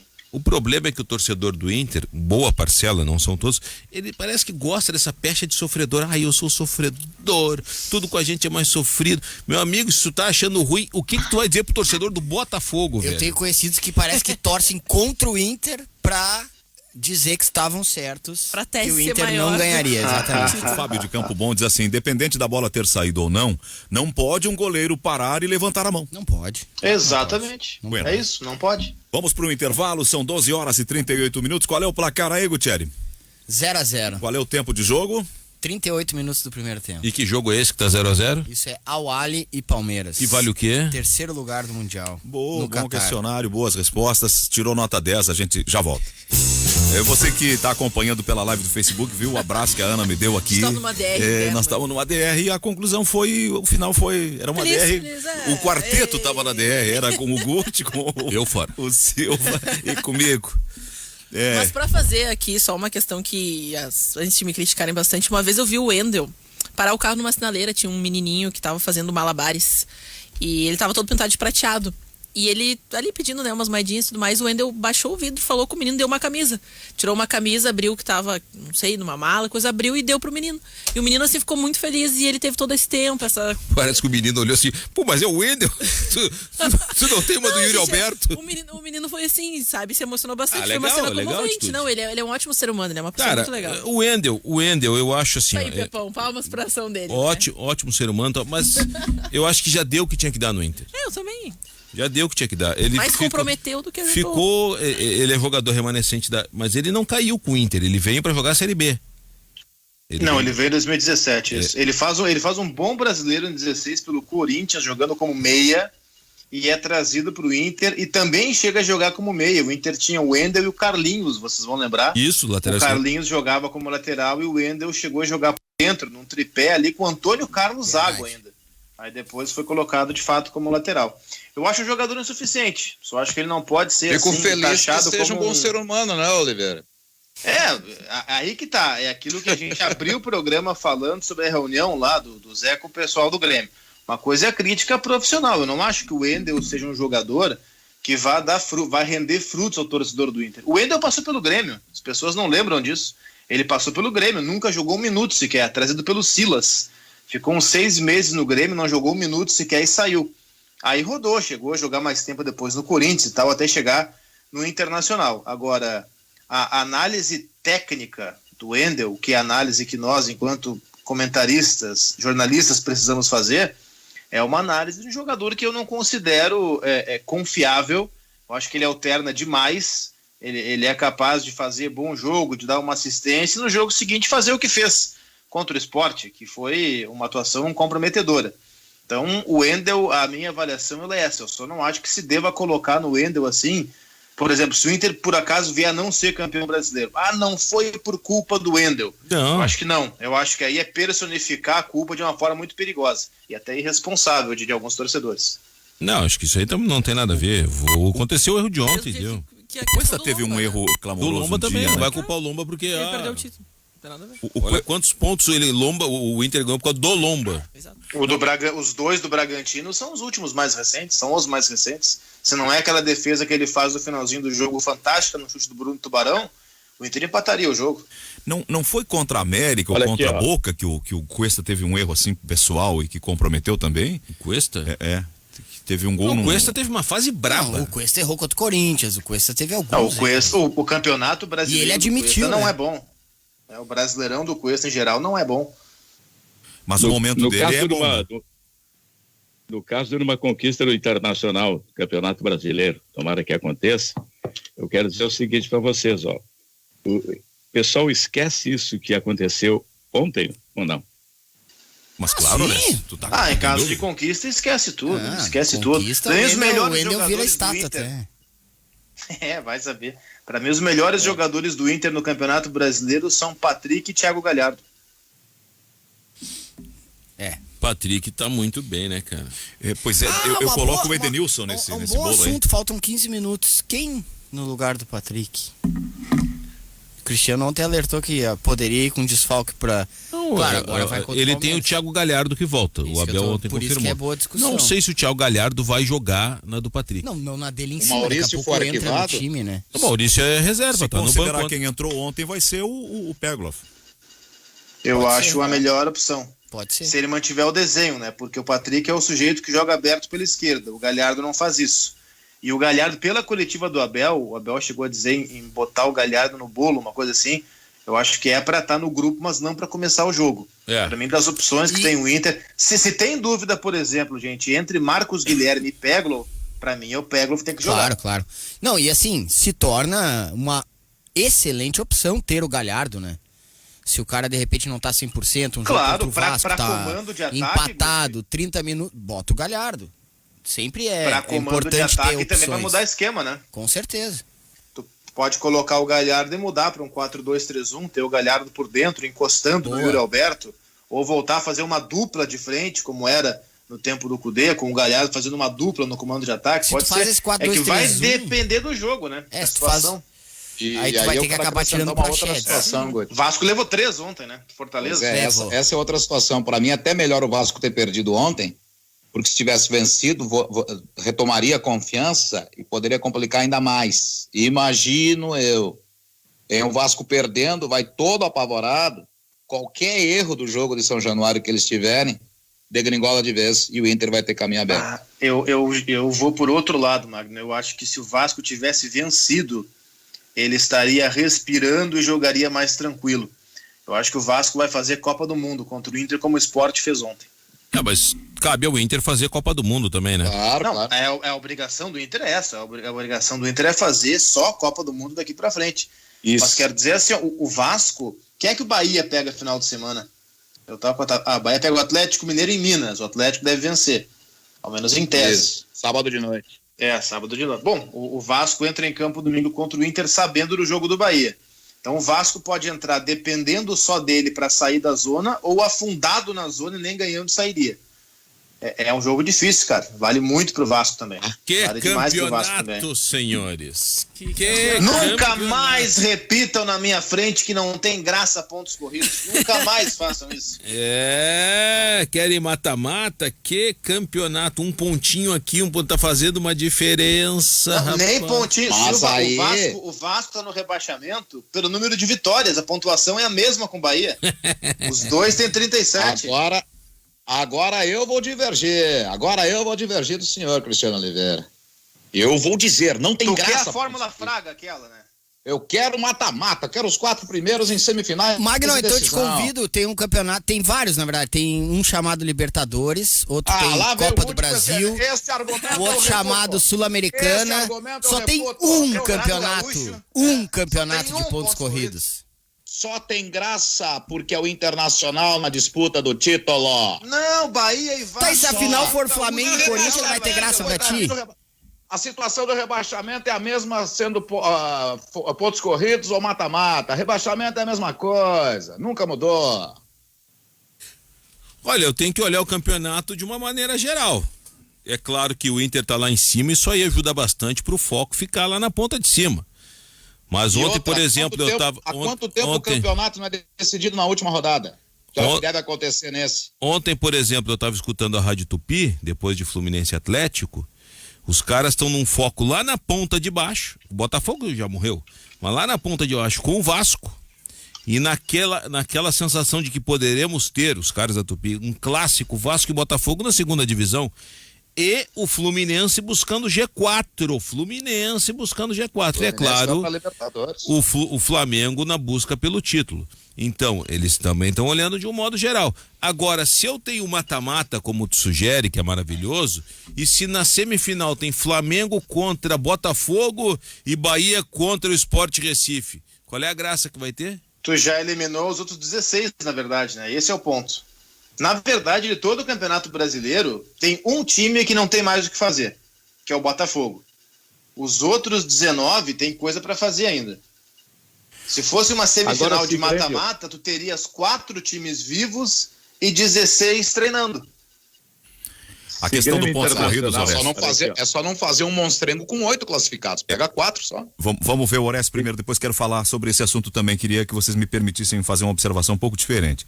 Oreste. Se Grêmio Internacional estivesse na parte de baixo lá perigando, a gente estaria dando muita bola para a parte de cima ou não? Não, se tivesse perigando rebaixamento, o foco era na parte de baixo. Aí uma questão editorial, né? O que é mais interesse jornalístico nesse momento? É acompanhar a parte de cima que não tem um gaúcho ou acompanhar a parte de baixo? A Rádio Jornal de Recife tá com uma chulhada na parte de baixo com o Sport. E a gente chulhando os que estão disputando com o Inter. É, exato. Não, agora, por exemplo, a gente olha o Palmeiras, claro que não estão dando muita bola, mas é o adversário do Grêmio na final da Copa do Brasil. O Jornal do Comércio com 2 M's aqui, de Recife, tem 3 matérias amplas sobre a vitória de ontem. Claro. Depois de 22 anos, o Sport ganhou em Porto Alegre, agora ganhou gordura, fez 4 pontos num jogo. A última vez que o Sport tinha vencido aqui no Beira-Rio foram com gols de Jackson e Irani. Eu vejo... Em que época foi? Anos 90. 98, mais precisamente. Eu vejo pontos corridos, diferentemente do formulismo, por um prisma assim mais de negócio. O pontos corridos, ele é mais estável, garante calendário cheio para todo mundo, é um pouco o discurso de todos que já falaram sobre isso. Então, do ponto de vista de negócios, para vender cota de publicidade, seja camiseta, seja placa estática nos estádios, seja cota de televisão, ele é um modelo mais apropriado. O modelo de formulismo, ele pode ter até mais emoção, pode ter chance de um time, num dia, num jogo, ganhar de um mais forte e até ser campeão, meio que assim, acidentalmente. Na fórmula de pontos corridos, vai ganhar o melhor. O que tiver mais time, portanto terá um mérito técnico, fez mais investimentos, tinha mais dinheiro, contratou melhores jogadores, foi mais regular, teve um melhor técnico, enfim, montou um jogo melhor e aquele modelo foi vencedor. Então tem justiça no pontos corridos. Ele pode eu faço uma pergunta, quer dizer, não é nenhuma pergunta, uma colocação, salvo engano meu, de uma pesquisa que fiz algum tempo atrás. Se desde 71 todos os campeonatos brasileiros fossem de pontos corridos, o Internacional teria sido campeão acho que 5 vezes, 4 ou 5 vezes, e o Grêmio nenhuma. Tá, mas o que tem isso? Não, justamente, eu estou fazendo essa questão aí, o formulismo já beneficiou muito também os clubes gaúchos. Você está dizendo que o Grêmio tá, mas o Grêmio passou em sexto em 96, não foi? Na Bacia das Almas. Não é uma colocação de desdém. Grenalística, eu entendi. É só uma colocação de estatística. Eu sei, mas é que eu pelo menos não tô, e acho que ninguém deveria, opinião minha, eu não tô olhando assim com uma ótica bairrista. Se vai ser bom pro Grêmio ou pro Inter, sinceramente, eu tô me lixando. Eu só tô observando aquilo que eu considero o mais... não é nem questão de justiça, mas é questão assim, ó, mata-mata. Já tem a Copa do Brasil que é mata-mata. Tem a Libertadores que é mata-mata, o Estadual que é mata-mata, a Sul-Americana que é mata-mata, que é um formato espetacular, eu adoro mata-mata. Então deixa umzinho ser de pontos corridos, que é o Campeonato Brasileiro. E sejamos... Além do que é o seguinte, se fosse mata-mata, Vocês não acham que Grêmio e Inter ganhariam o dinheiro que ganha da televisão, né? E sejamos Até porque também... os pontos corridos são 38 jogos para cada. No mata-mata, eu concordo. não sabe se vão ser evoluir 2 nesse ou sentido. 10. E sejamos mais competentes, né? A gente, quando cobra o Grêmio se voltar mais pro jogo, pro campeonato de pontos corridos, é porque o Grêmio fez o mais difícil, que é estruturar o clube. É ter dinheiro, ter uma saúde financeira interessante, ter sim um plantel sempre adequado, minimamente adequado, ter uma categoria de base que funcione. O Grêmio tem tudo isso, só não tem a vontade de ganhar o Campeonato Brasileiro. Eu acho que não tem a competência. Mas Eu se acho que tivesse não tem, eu acho que o vontade, furo é talvez mais pudesse gerar um pouquinho mais de competência também. Eu ia nessa onda da vontade até o ano passado, Guti. Esse ano o Grêmio mudou um pouquinho, né? Esse ano o Grêmio não colocou mais tantas vezes reserva no Brasileiro. Justiça seja feita. E aí faltou competência. Diria até porque pra aí nós. o Grêmio achou que empatezinho sempre era bom, aquela coisa toda, e aí complicou, né? Até para nós, enquanto rádio, enquanto operação, para se viabilizar, o Pontos Corridos nos beneficia. Chega lá o diretor comercial da Rádio Guaíba, no anunciante, fala lá com a agência, diz, olha, eu tenho aqui tantas transmissões para fazer, aqui está o calendário, nós temos um campeonato de pontos corridos que vai terminar no início do mês de dezembro, dia tal, são 38 rodadas, nós vamos ter tantas inserções. Aí se eu vou lá vender um formulismo, o anunciante vai perguntar, e quantas vezes? Eu não sei, porque eu não sei quanto tempo... Tu pode fazer os 6 jogos da fase de grupos da Libertadores, pode fazer 8 até as oitavas, 10 até as quartas, 12 até a CM, 13 até a final. Tu não sabe, né? Não sabe, não tem essa certeza. Ou 2 na argumentam, pré-Libertadores, né? E alguns argumentam assim, eu perco o interesse ali por outubro, novembro, porque meu time já é 10º. Tá, mas a incompetência do teu time, não, né? E se o teu time não se classificar, tu também perde ali por outubro. É, claro. O Stout usa um palavrão, diz que o Pontos Corridos é não ganha o melhor, ganha quem foi eliminado das Copas. A exceção é o Flamengo de 2019. Tem muita gente trazendo opiniões sobre Pontos Corridos. Ele diz que nós narramos Mas aí, agora eu vou falar então uma situação que há pouco eu falava com o Oliveira aqui diretamente, em mensagem. Eu imaginava o São Paulo campeão brasileiro por conta dessa questão aí de ter se eliminado das Copas. E o que aconteceu com o São Paulo? Matematicamente ainda tem chance, claro. O Atlético Mineiro foi o primeiro a ficar fora. O Atlético Mineiro sair chegando. Teve e vai um ano ficar que com o Flamengo e Inter. Teve um ano que o Corinthians foi beneficiado com a eliminação de outras competições, focou no Brasileiro e ganhou com um time que era bem mais ou menos. E era um modelo que defendia bastante bem, tinha uma boa zaga, um bom sistema de defesa e ganhava por 1-0. E outra, como assim o eliminado nas Copas é muito relativo? A final da Copa Libertadores tinha só 2, o Santos e o Palmeiras, e os outros? E o São Paulo não vai ser campeão brasileiro, foi eliminado das Copas. O Flamengo tá aí brigando, e ano passado foi campeão, sendo campeão também da Libertadores. Teve um ano que o Cruzeiro foi campeão brasileiro, não lembro se foi no mesmo ano, no seguinte, chegou a final de Copa do Brasil, aliás, contra o próprio Atlético. 14? Um colega pede para deixar uma opinião aqui, ele está nos ouvindo em Curitiba, o nosso querido Sidney Campos. Olá, José Aldo, boa tarde, acompanhando o programa no Facebook aqui em Curitiba, sou guaibeiro. Na minha modesta opinião, está acontecendo com o Inter o que aconteceu com o Furacão em 2004. Achou que já era campeão e perdeu o título no empate de 3-3 com o Grêmio, jogando no gigante da Lagoa. Não é... Em Erechim, eu tava nesse jogo. No Colosso. Colosso da Lagoa. E tava sofrendo 3-0, gols acabou 3-3. e sofrendo gols do Pitbull, lembra? Parabéns pelo programa, grande abraço, Sidney Campos. Levir Cooper, o técnico do Atlético, Cláudio Duarte, técnico do Grêmio. Sim, o Grêmio já, pelas tabelas, já... O Grêmio já rebaixado? Já. Gente, temos que encerrar. Consolidou rebaixamento. 12h58, Magno. Só rapidinho aqui, ó. Tá no intervalo aqui, ó. Tá no intervalo Palmeiras e... Palmeiras tá louquinho pra perder pros egipcianos, viu, Zé? Egipcianos é bom. Deixa eu prestar uma solidariedade, por favor, a todos que são proprietários de Opala 4 e 6 cilindros. A minha solidariedade e meus sentimentos. Fui abastecer o Opala hoje.